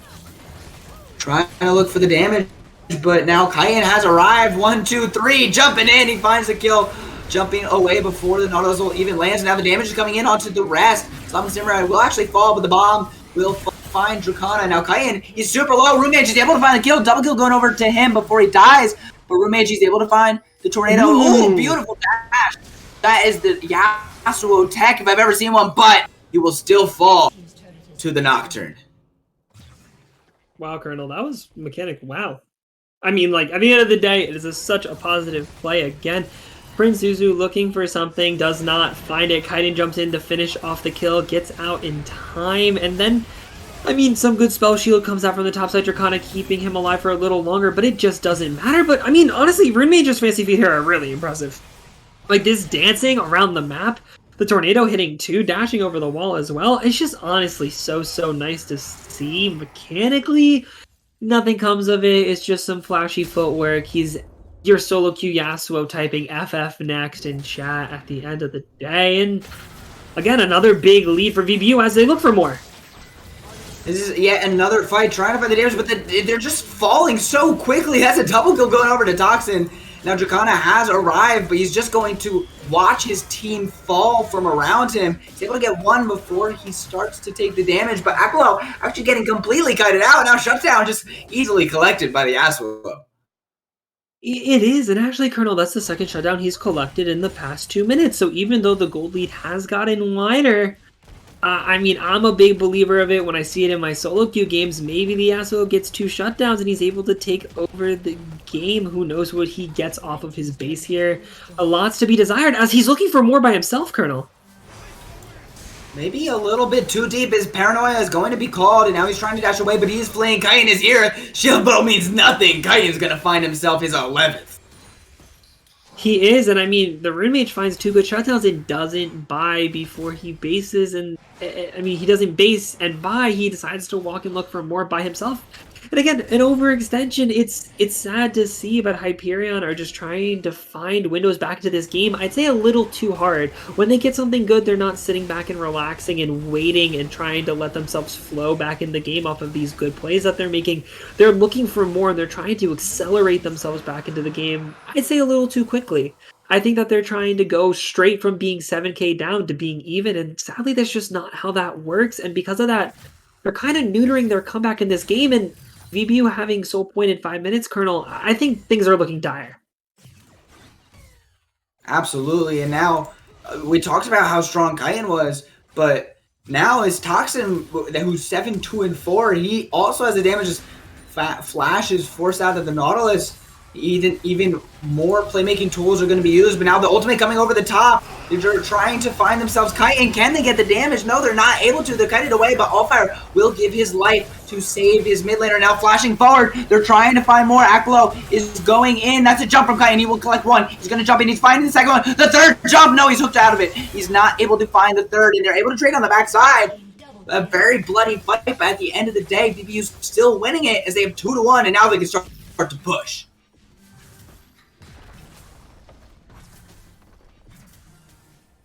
And Colonel, even though the fight was so scrappy and the poor communication, it looks like poor communication coming out from them as Kyton is diving in, Akpolo is kiting out, and it's chaos. It just seems like the gold lead means too much, and in a sloppy fight where you would hope that maybe Hyperion were able to find something to get themselves back into the game.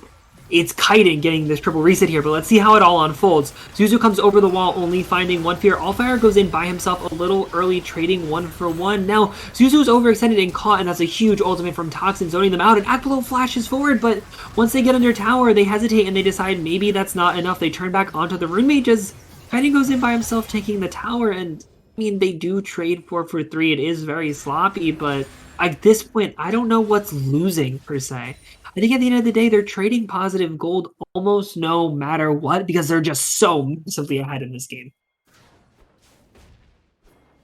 Absolutely, and honestly, you're starting to see how few opportunities they really have. Any trade is a good trade because they just feel so much more behind. The gold is, oh no! There's nothing more to say about Kyton is an absolute monster. Now Paranoia is going to be pulled. They're trying to find it. Can they get the ultimate? Ezreal is caught. That is a beautiful ultimate. The downtown snipe. Now Kyton is going to find himself a kill. Can he jump in to get even more? He's trying to find Prince Zuzu. He gets a double kill. Now Dracana is nothing but cannon fodder. Triple kill going over to him.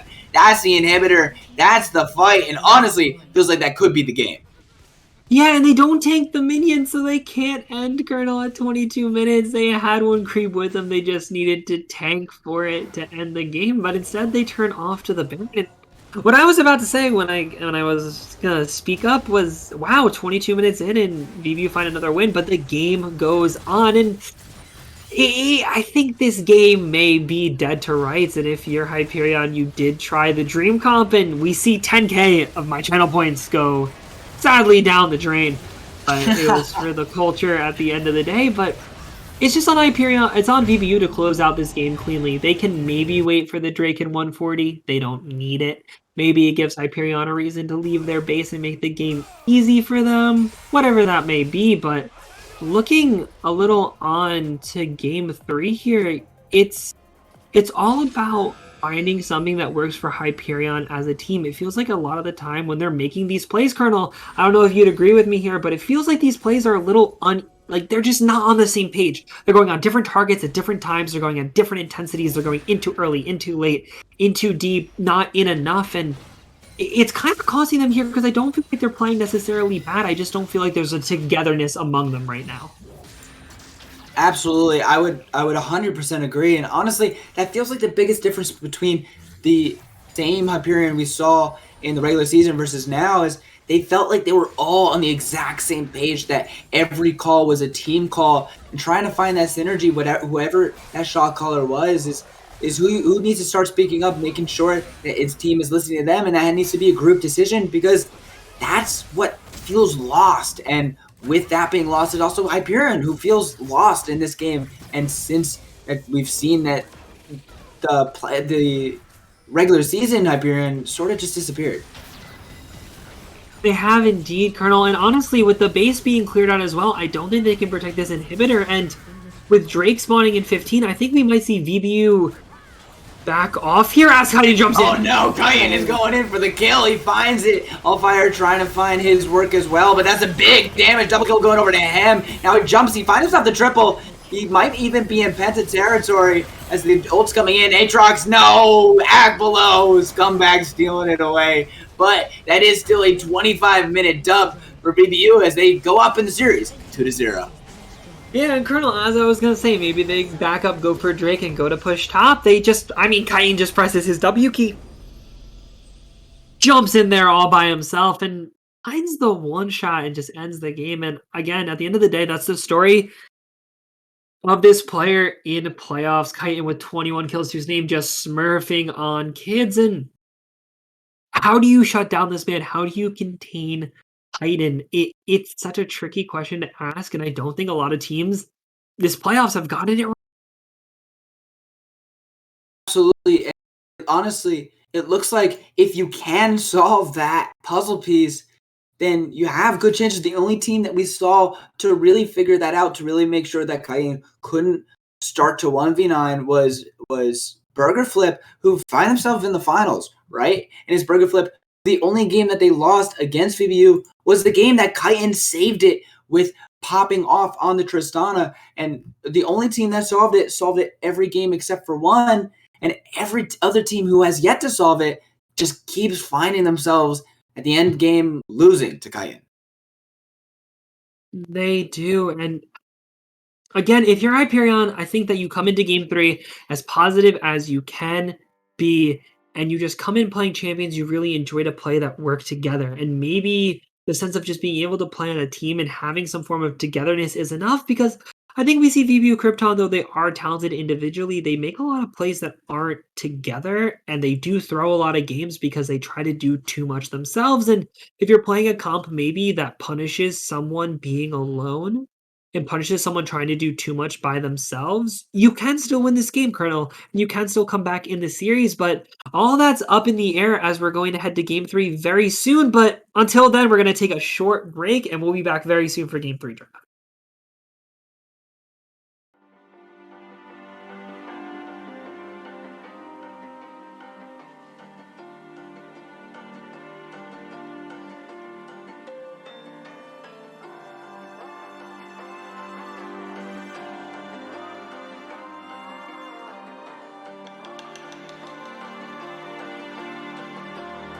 So you wanna go to war with me?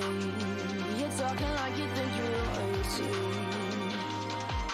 You think that I'm afraid, but I don't break. I heard you question my stability.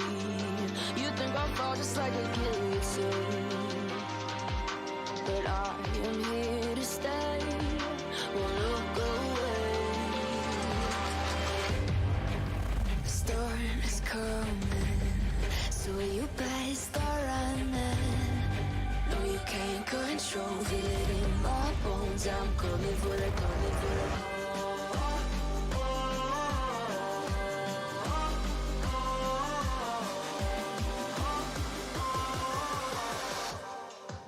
I'm coming for the throne.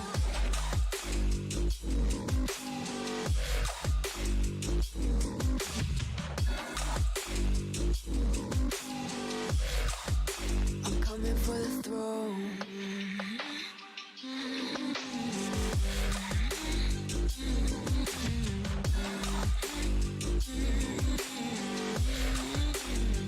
So you wanna be my enemy? You should've known I'd never kiss the rain. Ice runs in my veins, won't play it safe. I don't belong with your nobility. Who died and made you king of anything? You think that I'm insane? It's your mistake. Kingdoms rise and fall. I've come to take it all. I'll take it. I've come to take it. Kingdoms rise and fall. I've come to take it all. I'll take it all. The storm is coming, so you better start running. No, you can't control it in my bones. I'm coming for the, coming for the.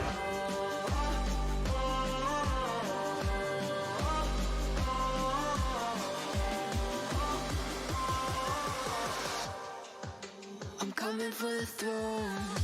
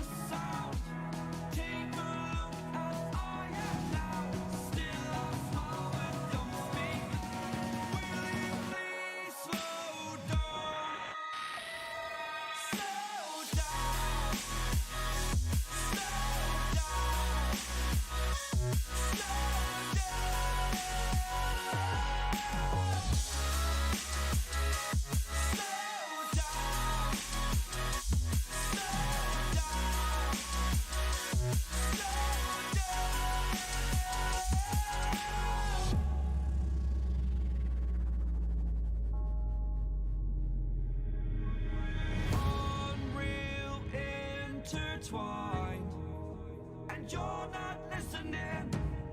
It is your choice to make a little mockery, it won't do. Further down the line, still surrendering, trying harder to forgive you. Candlelight has gone out. Some will win and some will lose. Nothing much else to say. Thought I was searching for something. Door has closed, not a sound.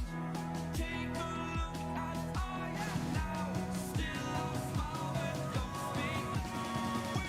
Will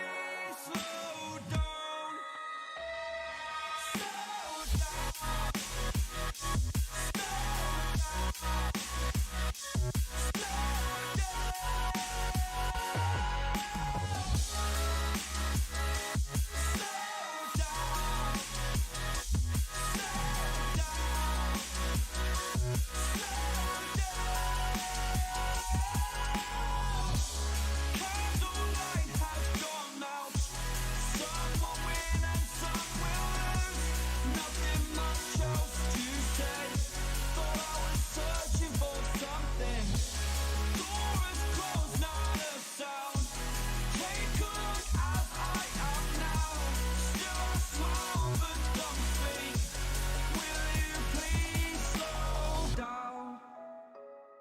Slow down. Slow down, slow down, slow down.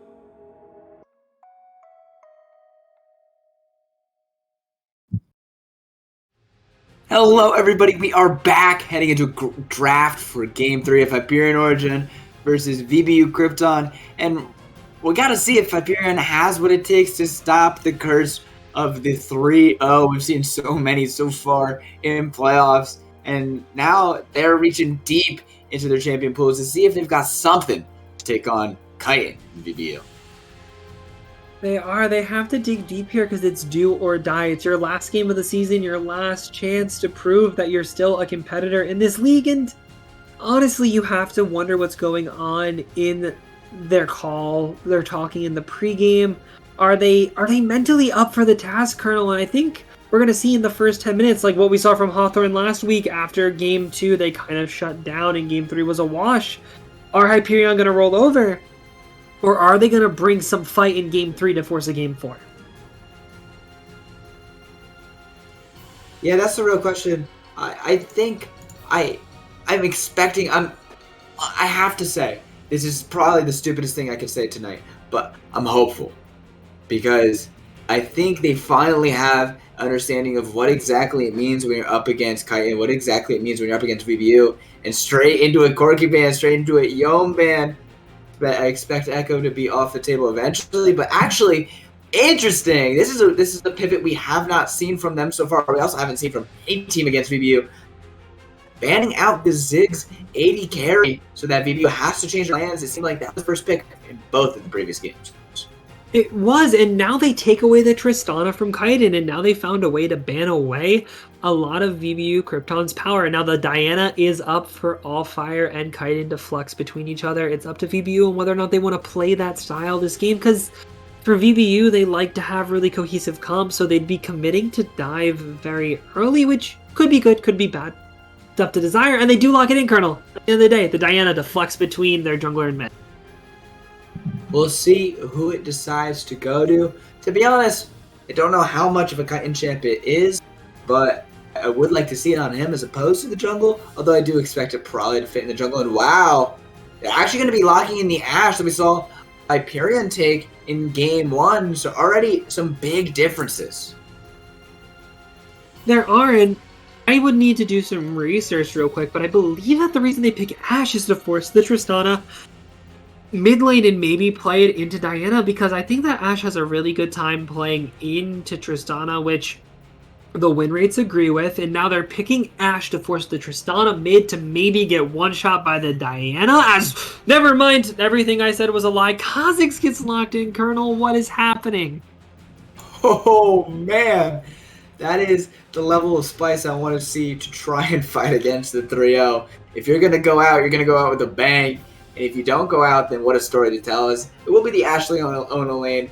That sounds like absolute cancer. So we'll see if Tristana decides to go into that, or if she decides to go in the mid lane instead. That is still a flex for them, although clearly not as potent as we see it for VBU with Kyton. But now they will be banning away the TF, so it looks like they expect the Tristana to be in the AD carry position. And there, love to see it. That is the Silas ban. Echo is probably next on the table, unless they want to leave it up, but very clearly targeting this mid lane pool. They are, and they have to, because honestly, Dracana's a weird guy. He's kind of got a lot of options with his picks because he doesn't really ever play the meta. He just kind of plays what he's good at. So TF and Morgana are weird bans, but it makes sense when you consider Dracana in the equation. But what I'm excited to see is, with all these bans on the table, what champion does Dracana dig deep down and look for? Because there's no Annie, no Brand, no TF, no Morgana. What's it? Who knows? I'm excited. Camille gets locked in for VBU Krypton, going back to what worked for Akbalo in Game 1.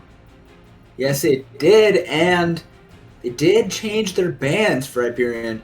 Getting rid of that Azir. Echo has been near permaban against Kyton in the mid lane, so we'll see if that is something that he decides to spec into this time around, or if he tries to go harder into that counter pick, but we'll have to see what Dracana is going to pull out of his wacky champion pool. We are, as the timer ticks down, it's going to be a very standard Ornn top pick to play into the Camille. Now, again, at the end of the day, Ornn groups well. Camille wins the side lane at some point. The lane's kind of mechanically washed. I know that there's one lane side that's favored, but mechanics factor so much into this matchup top side that who knows who will win it. It's going to be the better player on the day, and with 8 seconds left to see what magic he pulls out, he picks the LeBlanc. Oh my goodness, I haven't seen Dracana on this pick, I think, in my life ever, and am I excited, Colonel? I don't know who this is and what they've done with Dracana, but Dracana picking meta? LeBlanc has seen a lot of play recently in a lot of different leagues, including here in the LCS, and I'm honestly surprised. I don't think I've ever seen him on LeBlanc either, and we saw it on the ban table for so many games, and finally we get to see it in action. Kyton is going to find himself on his comfort Echo. He is going to find himself on the Echo here, and now, again, this matchup is a matchup without a lot of knowledge, but at the end of the day, I think it's a 50-50 matchup. I think it's all skill, and honestly, drafts aside, I think Hyperion's is weird, and Kha'Zix maybe doesn't fit the identity with the set support and the Ornn top, and there's so many things that don't make the most sense going on right now, Colonel, but at the end of the day, who cares? It's exciting. There's a 50-50 duel in the mid lane. There's a duel in the top lane, and we're seeing tank versus late game carry who's going to duke it out. We have two farming junglers that like to make plays once they have gold under their belt, and we have two bot lanes that like to fight, so we're just going to see action. We're just going to see chaos. Who's going to win? Who knows? It depends on the skill of the players, but at the end of the day, I'm hyped. Yeah, there's going to be so much fighting this game if Game 2 was any solace to what to expect, but we are going to go into a quick break before we head onto the Rift for Game 3. Don't touch that browser.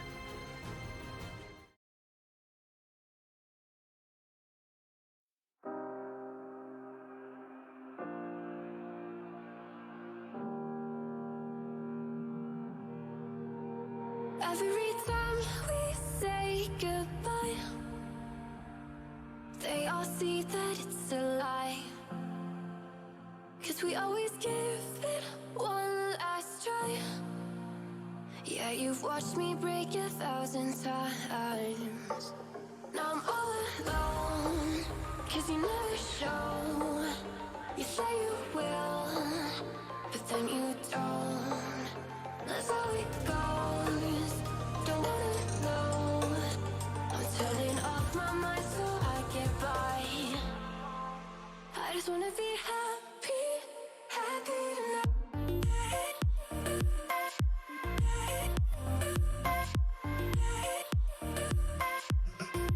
Happier tonight.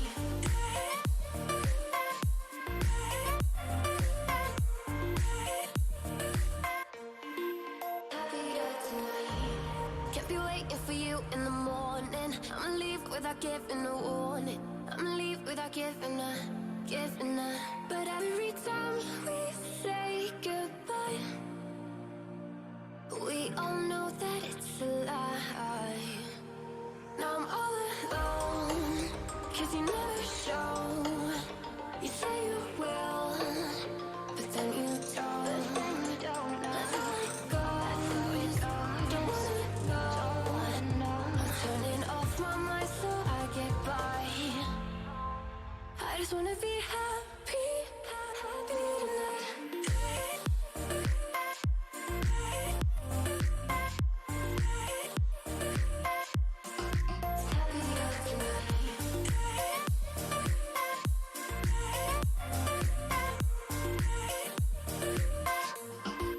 Happier tonight.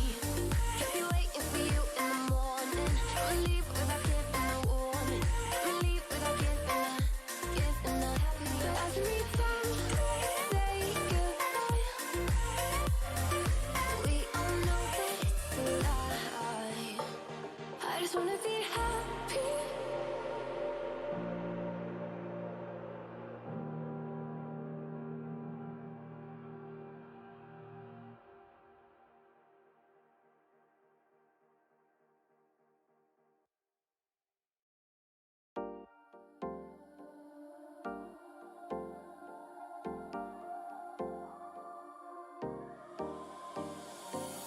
Time for a love potion, a little sweet and spice. Throw it all in a cauldron, mix it up real nice.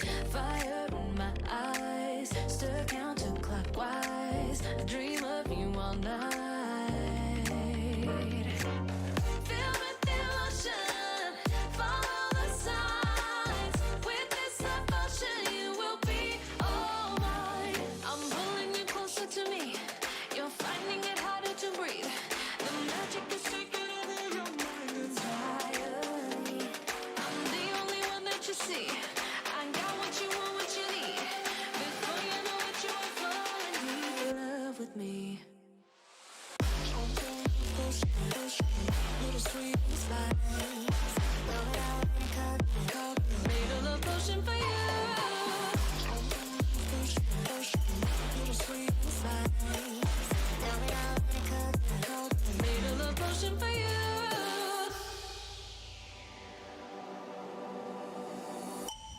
This is the moment, no turning back. One drop on your lips and the spell will take effect. Under the moonlight, stay close to my side. We're burning so bright. Oh, oh, oh. Feel the emotion, follow the signs. With this devotion, you will be all mine. I'm pulling you closer to me.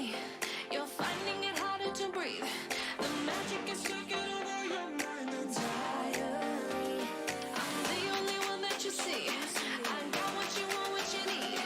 Before you know it, you are falling deep in love with me. Little sweet spice. Made a love potion for you. Hey, yeah. Little sweet spice. Yeah. Made a love potion for you. Feel the emotion, follow the signs. With this love potion, you will be all mine. Feel the emotion, follow the signs. With this love potion, you will be all mine.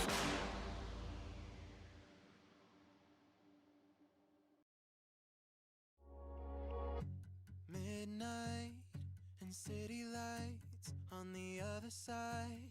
You're calling me up at the same time. I'm in the daylight. You're calling to say hi, but your words they cry. If there's something that you need to say, I know it ain't easy living inside your brain for sure.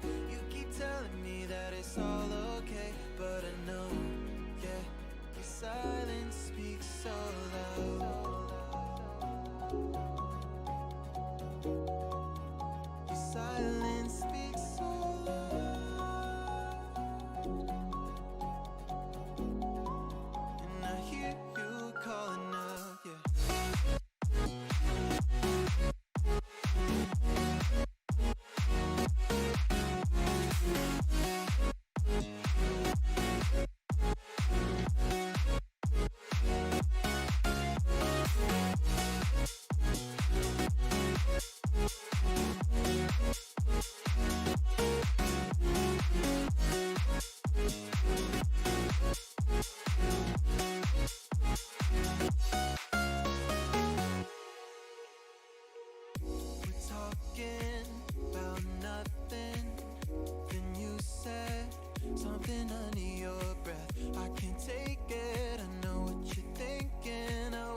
could fix this, yeah. If there's something that you need to say, I know it ain't easy living inside your brain, for sure. You keep telling me that it's all okay, but I know, yeah, your silence speaks so loud.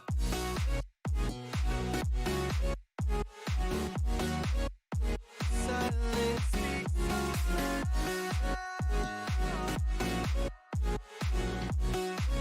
And I hear you calling out.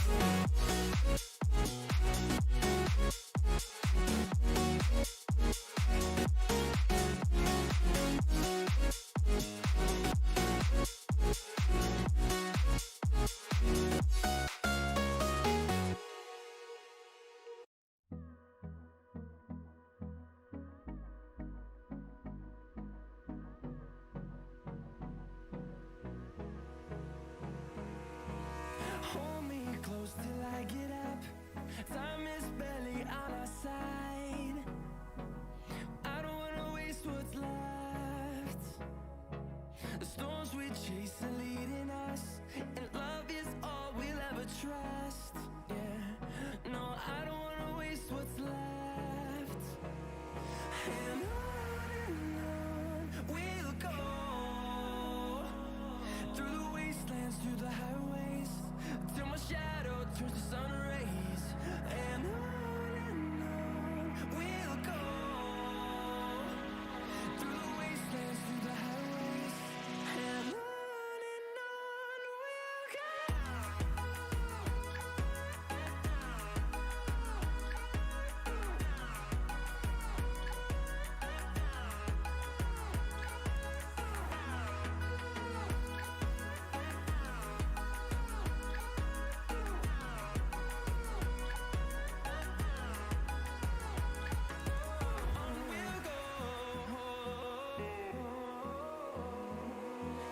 Finding life along the way, melodies we haven't played. No, I don't want no rest. Echoing around these walls, fighting to create a song. I don't wanna miss a beat. And on we'll go, through the wastelands, through the highways, till my shadow turns to sun rays. And on we'll go, through the wastelands, through the highways. Hello, everybody. We are back onto the Rift for Game 3 of Hyperion Origin versus VBU Krypton. They are trying their damnedest to stop the 3-0, and with some crazy picks to do it. They got Dracana on LeBlanc, which is probably the first time I've ever seen this champion, and the Kazakhs in the jungle, equally as crazy, and a champion I have next to no knowledge about. So, Paka, I really hope you can help me out in the jungle there. I mean, okay, so Kha'Zix is a very misunderstood champion at the end of the day. He farms until he's strong enough to one-shot you, and then he no longer farms. But a lot of times in solo queue, Kha'Zix finds that 1 or 2 kills that gets the snowball going early. And I mean, I don't know how Prince Zuzu plays the champion. I don't know if he's going to look to gamble at all to make an early play and get that early first blood and snowball, or if he's going to full clear into getting strong at 6 and trying to make a play with that power spike. But at the end of the day, we've seen him play all series. We've seen him play all season. He's probably flipping it mid after 2 camps level 2 or level 3. And honestly, it's his style. I like it. I hope that with the LeBlanc it works out for him and he gets off to a hot start. But I think we're going to see all fire full clear. So I guess all eyes again on this jungle matchup, seeing what the junglers decide to do early with the lanes they have in front of them to try to get their team off to an early lead. And looking at the jungle, for the first time this series, they'll be starting on opposite sides of the map. Diana clearing her red buff, and Kazakhs doing the same, means they won't be on the same scuttle if they decide to full clear, although we haven't seen full clears both of the previous 2 games out of Prince Zuko, and looks like he will be going red into Raptors into Krug, so that could potentially spell an early play on the bottom side of the map. It could spell an early play indeed. It looks like, I mean, like his camps are set for it. He has to be making this play, Colonel. If he starts walking top, I'm going to be so confused. Maybe, I mean, I don't know if he knows that Diana started topside, but maybe an invade is on the card as well. But at the end of the day, we don't know what's going to happen until it unfolds in front of us, Colonel. And with his bot lane pushing in, I don't know what there is to be had for him, so we see this so often, and maybe at the end of the day, Zuzu's stuck in weird pathing once more. Yeah, honestly, I would be a little bit tilted were I the prince himself, because pathing to set up a lane for success. Oh, hold that thought. There's Ignite's going down in the mid side. Dracana using that Q, but not able to find anything to proc it with. But Kha'Zix will see if he has been spotted to get here. But that's a fast forward. He's trying to jump in. A lot of damage on the Toxin already. He's going to get one auto now. Zuzu's going to jump in. He's going to find first blood. It pays off for him. He will give his life for it. Power shots doing the damage. But finally, this time around, he's going to get at least a kill for his troubles. But he does lose his life at the end of the day. He does, and I mean, at the end of the day, Allfire doesn't look to punish and try to invade his top side, so he does go down in tempo, being down 3 camps, because this entire time Allfire was farming, but he finds the first blood kill that he was trying to flip for in the first place, so 2 longswords to his name. If he can catch up in the experience department, maybe he can be strong enough to get some one-shots in and start his team off strong. And, Colonel, I think that it's important to point out here, the difference in the mid lane, Python on this comfort doesn't seem to matter, as Dracana's been dominating this lane with only 7 farm to Kaiden's name. Oh, that's so much damage. That proc almost killed Dracana.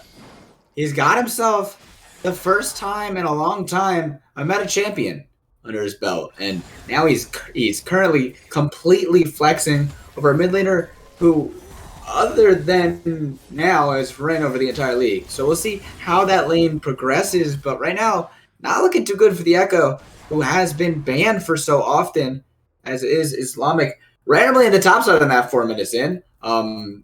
Yeah, that's normal. But we'll see. Remember, this Echo is usually taken off the table. It's usually banned.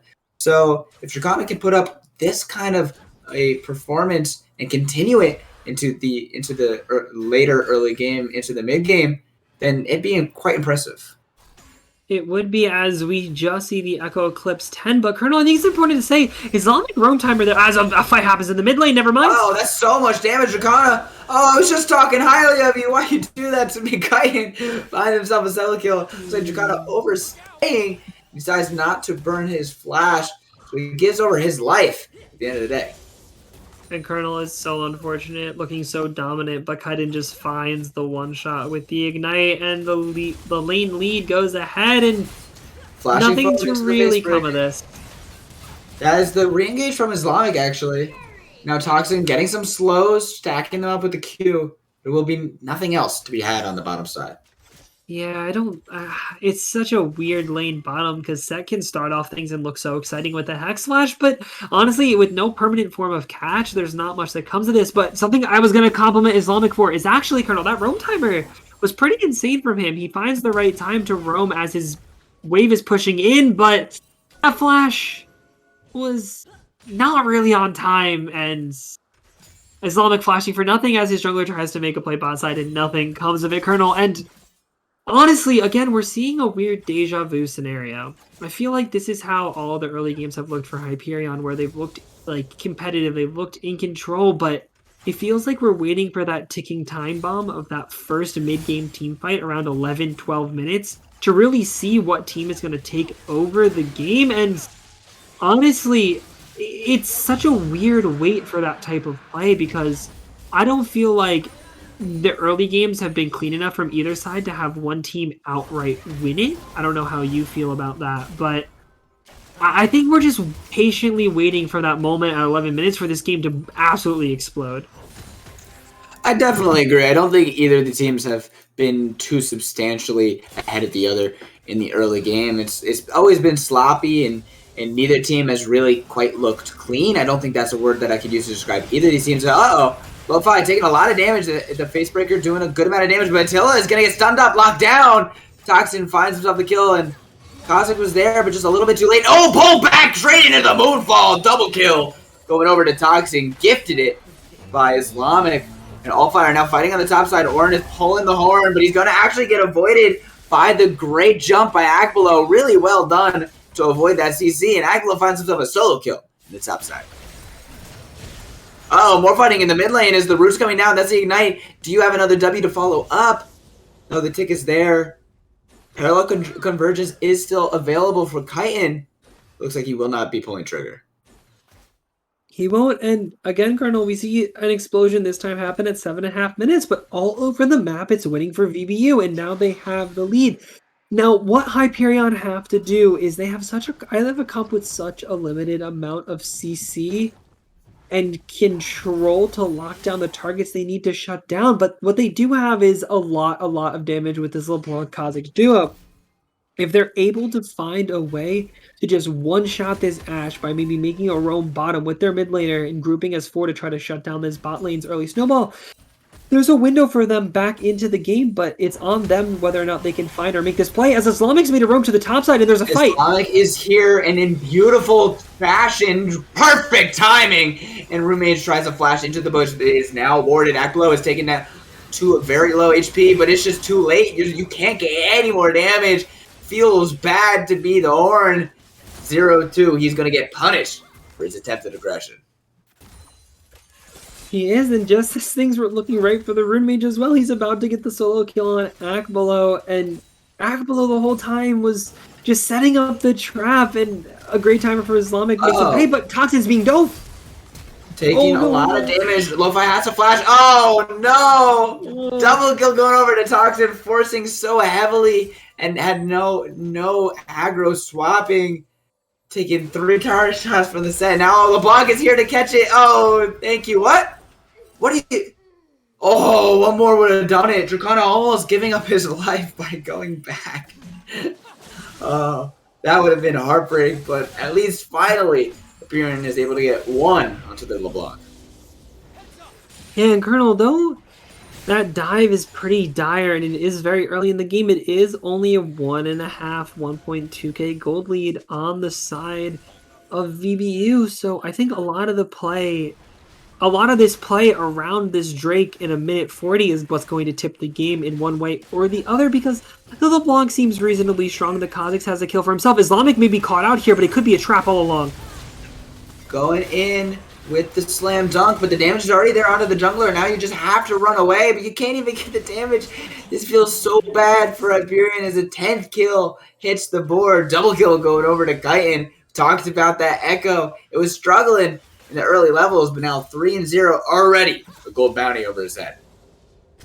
It already is indeed after such a strong early lane as well. The tables have turned and it's looking brutal for Hyperion. Just as I mentioned, only 1,200 up in their name. They're now 2,400 up, and as another kill goes over to Fire. Oh my goodness, Colonel. We saw it last week, and we're seeing it again. It's a slaughter in Game 3.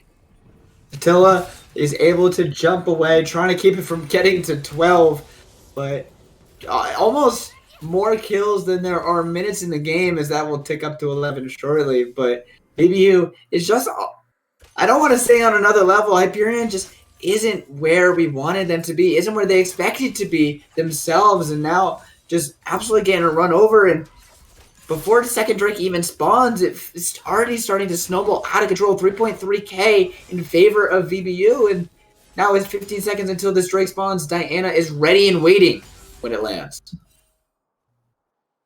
And that's so good to snowball this game out as fast as possible. With this Drake going down within the next 30 seconds could spell a 22-minute soul for the side of VBU, as Allfire looks to clear out. Maybe it's a little risky, actually, Colonel, going for it with no bot prio, as honestly just tons of trades going out across the map. But as soon as Islamic gets back here, I think we're about to see another fight in River, or at least a free Drake going over to the side of VBU. But I don't know. Lo-Fi is able to finish off his back, but now potentially leaving Attila to die. Uh-oh. I don't know. I think you get caught here, and now he's found. He is in the middle of 4. Oh, you hate to see it. Toxin's actually the one gifted the kill. I would have probably given that one to Chitin, but regardless, it doesn't quite matter when it's 2-12 on the scoreboard. And next up in their sights is Matt and Drake. It is indeed, Colonel, and I mean, they're setting up for such an early soul. They have so much of a lead and so much control in this game, and at the end of the day, with the synergy their comp has to dive and have the Ashe set up the start of a fight with an ultimate pick, they have so much cohesion and so much catch that once the playmaking starts, it will not stop, Colonel. And because of that, I don't want to say it, but it's already looking like an early grave for Hyperion after they couldn't convince us in Game 1, they couldn't convince us in Game 2, and they've tried their damnedest in the early parts of Game 3. They never have backed down, they've never stopped making plays, but it's hard to see a way for them back into the game right now. Yeah, and all these plays they made ended up just not going in their favor. And every time it looked promising, the Room Mage had more than a couple times that it looked like he could get a solo kill. It looked like he was starting to pull ahead in all these trades. It just doesn't matter. Everyone is ready and waiting Islamic with some great roam timers throughout this entire series, not even just this game. Always stopping the playmaking potential that Hyperion had. And when Hyperion is spending so much of their draft into these playmaking tools, and all these plays keep on not working in their favor, just ends up dooming them for the entire game. It does as the Rift falls, and honestly, this may be first tower if Kaiden can get one of those empowered E's down. Now, Dracona can hold him off. I don't think the tower is going to fall here, but still, 2 more plates going over to Kaiden. He actually can maybe look to take the tower as well, and Colonel, now they're snowballed out of their minds. They're 5k up at 14 minutes, and that is so different than 5k up at like 24, at 34. 5k up as early in the game is the difference between like 1.5 items and no items. And it's a little different when it's 1 to 2 or 2 to 3, but when you just don't have any numbers in your inventory yet, period, versus a person with a finished item, it's just so impossible to play with these mythic power spikes. And there's no play that you can make in the bot side as Islamic and Toxin back out in time, Colonel. And it just is so hard to see them try and not find what they're looking for. Yeah, you saw that valley of the gold graph is so honestly disappointing. It just keeps on going, and now they're trying their best. A 4-man play, that's a flash forward. The jump is there. They'll find themselves a kill. Toxin will die, and hey, that's a play. It's 15 minutes too late, but that is a play in Hyperion's favor. But can they get more? They need a lot more than that to even up this game. Uh-oh.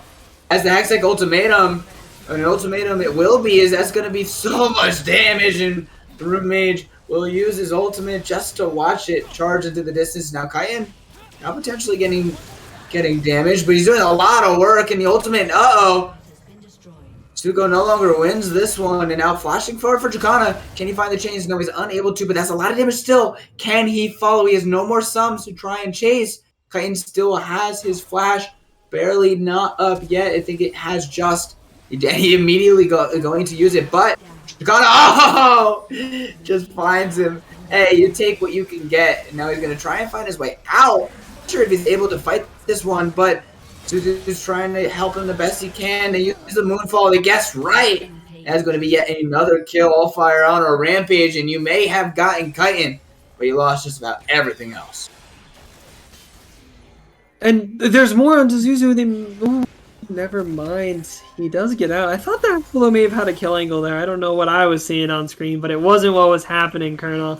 At the end of the day, more and more gold piles onto the side of VBU, and with Drake in a minute 12, you have to assume that they're all going to be backing as a team. Toxin's going to collect this bottom tower, and they're going to hit this dragon, and I don't know if Hyperion can even think about contesting, and I think if they do, it's a mistake, but I don't think they can wait either, Colonel. I think that it's a really bad spot to be in, because I don't think it's winning, but I think they have to contest at this Drake now, because if you wait until the next dragon, it may just be game over anyway, so you might as well try to group as a team and make something happen. And I know that they might anyway, no matter what, but it's just, I just hope that we can see some signs of life come out with a huge set ultimate layered on top of an Orin Horn and not a pick that's about to happen mid lane. Sorry, there we go. Oh, that's a good attempt to pick that share. Oh, that would have been dope if that hit from long range, but finding the set ultimate just in time to die. Oh, you really hate to see it, but looking so hard to try and find their windows, but it's just not happening, and it's slowly and slowly becoming less and less likely that they're able to find anything to try and fight. And now this is Drake Point. This is going to be an Ocean Soul 5 minutes from when this is slain, and that's really early already. And an Ocean Soul is almost impossible to fight into, especially that earlier in the game. And honestly, it's starting to become basically unlosable for VBU. It is, Colonel, and now we play the weird spot where there's not a lot to do in the game. There's a couple minutes before Drake. Baron's not up for 2 minutes. There's no more Rift Herald plays to be made, so this is the weird lull in the mid game that we're going to see as Dracana walks and dies in one shot. He's got a family, guys. Give him some room. Give him a break. Now they're trying to find a pick onto Akpolo. The Ash Arrow does not land, but Akpolo is not even scared anymore. You don't think he has to be. Attila even has to Buster shot him away. Oh, you hate to see it. And importantly, remember, 3 of the 4 kills that Hyperion have on the LeBlanc, and she is the one that just died. So on the map right now, they have next to no one who can do any fighting. Now Kazakh's trying to pull on the ultimate, trying to find Cayenne. I don't know who really caught who there, because Cayenne not yet pulling trigger on his damage, but this will force a TP out. Akpolo, can they get catch on him? No, they can't even, but now it's the move ball. That's on to 3. They're doing some damage now. Allfire is going to get locked up. He's going to get rooted. He's going to get shut down. And maybe that is a sign of hope for Hyperion in the bot lane. It may be, Colonel, because it looks like they're not on the same page. They go in one by one, and at the end of the day, it gives Hyperion some signs of life and a kill back.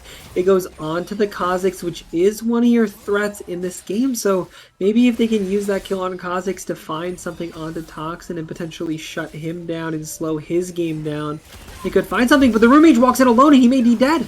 Oh, walking straight into the bush, Solar Flare just to keep him locked down, and Toxin will collect himself his 6th kill of the game, starting to get pretty fed on this. Ashe also has himself a bit of a CS lead over the Tristana, and honestly, there's so many carries for the side of VBU. Everyone just feels so far ahead of the opposition.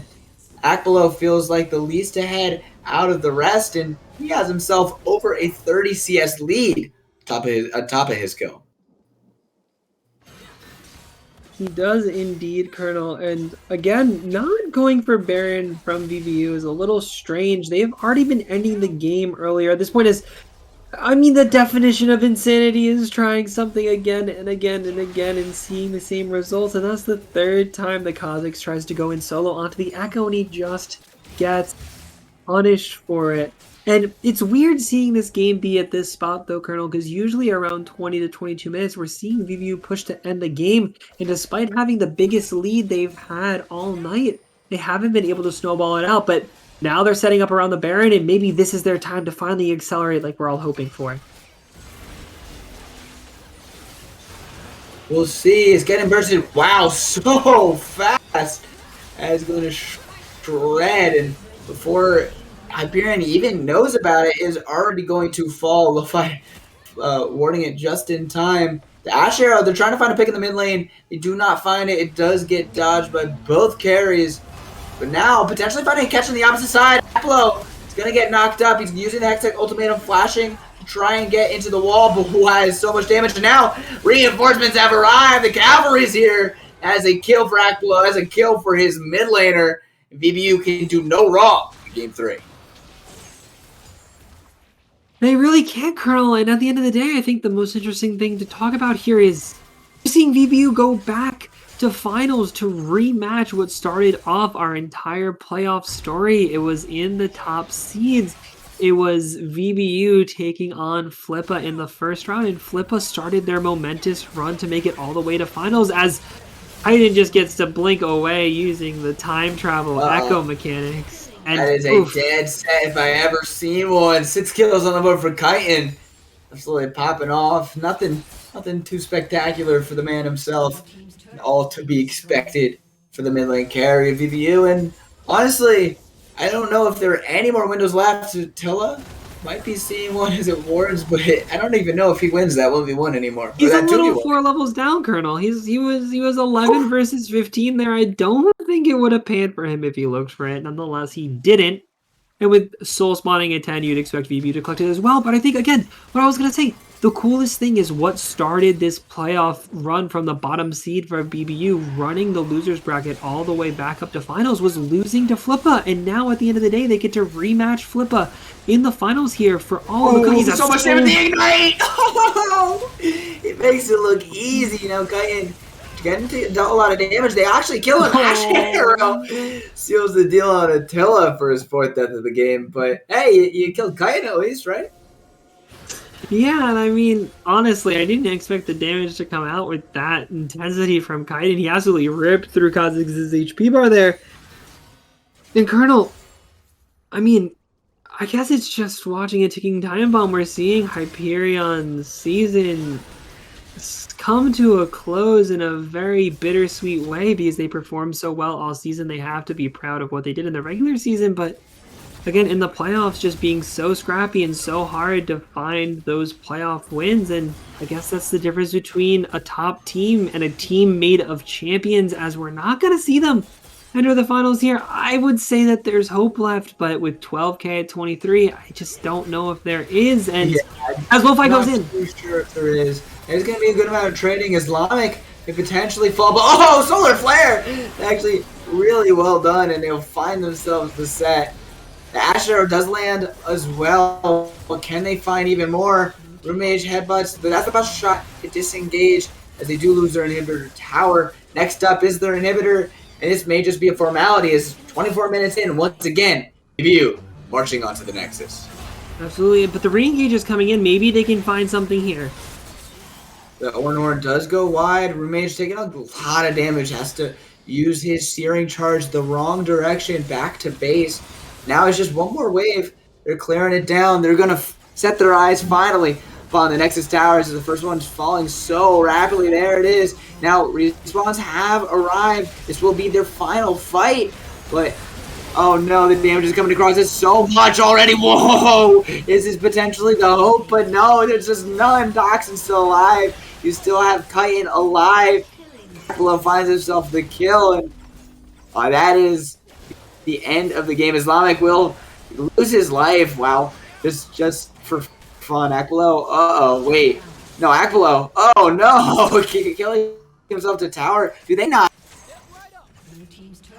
They do end at the end of the day with all of the shenanigans ensuing, but nonetheless, as in this series fashion, Colonel has one more quick DC as the Nexus explodes, not to anyone's surprise at the end of the day, and that is VBU 3-0 against Hyperion, going to finals for the first time in EGL, and EGL's debut split. We're seeing Flippa versus VBU, and Colonel, what are your expectations for next week?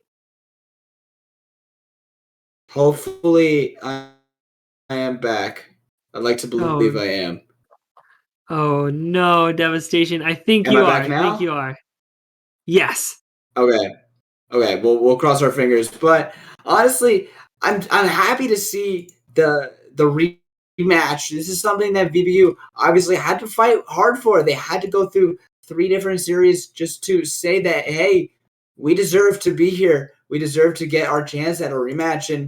And now, honestly, I finally agree with them. They look like they do deserve this rematch, because last time it wasn't pretty, other than some heroics by Kyton. It didn't look all that competitive, and this time around, I'm really excited to see if the rest of the roster can sort of rise up around their mid laner and put up a convincing, strong finals push. Yeah, it really is all about that. I think that honestly, they've looked so good ever since they got into the lower bracket that maybe the kick in the butt is all they needed to get themselves rolling. And Honestly, I've been talking a lot in the off week saying how dominant I've thought Flippa have looked, but VBU are starting to convince me that maybe this final isn't as clear cut as some fans think. And maybe, Colonel, even though we've been casting VO5s for a while now, we might be able to cast one that goes to 5. And I don't know. I think that there's a chance here for us to have quite a finale to this EGL season. I'd be really hyped if it happened. VBU, make it happen. Don't let this one be another 3-0. I've only casted BO5 3-0s, feels like, especially in EGL. So do me a favor and at least put it to 4. But that is going to be it for me and Paka on the desk. Thank you guys so much for watching, as this was the Losers Bracket Finals. VBU, make it on. Check back next week as we get into the grand finals of EGL Season 1. You don't want to miss it. But until then, thank you so much for watching. Seeing monsters at your window. No, you can't sleep. You pretend though. You don't have to play the hero. 'Cause I got you like you got me. When the earth shakes, when the bombs scream, until our last breath, every heartbeat.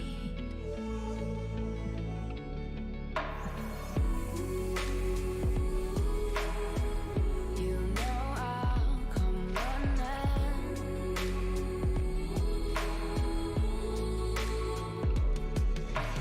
You go to war, then I'm going with you. Pick up my sword, yeah, there's nothing I won't do.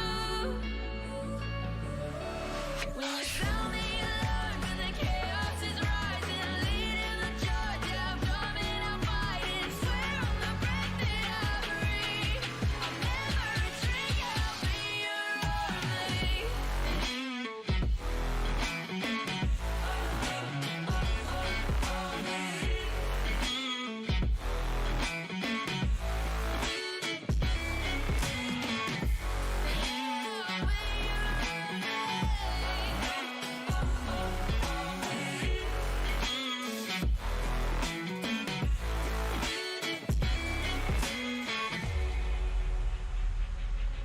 When your nightmares turn to real life and the ground's filled up with landmines, we will face it standing side by side. You know I'll come running when you need. I'm coming. You know I'll come running.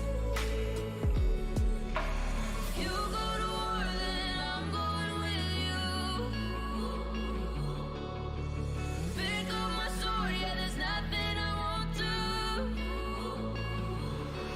When you found me, you learned when the chaos is rising. I lead in the charge, yeah, I'm coming, I'm fighting. Swear on the breath that I breathe, I'll never retreat, yeah, I'll be your army.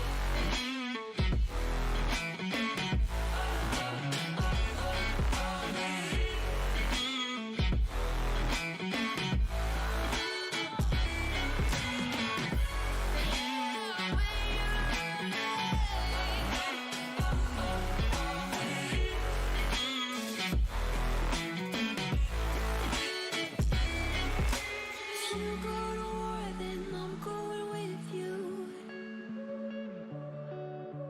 Pick up my sword, yeah, there's nothing I won't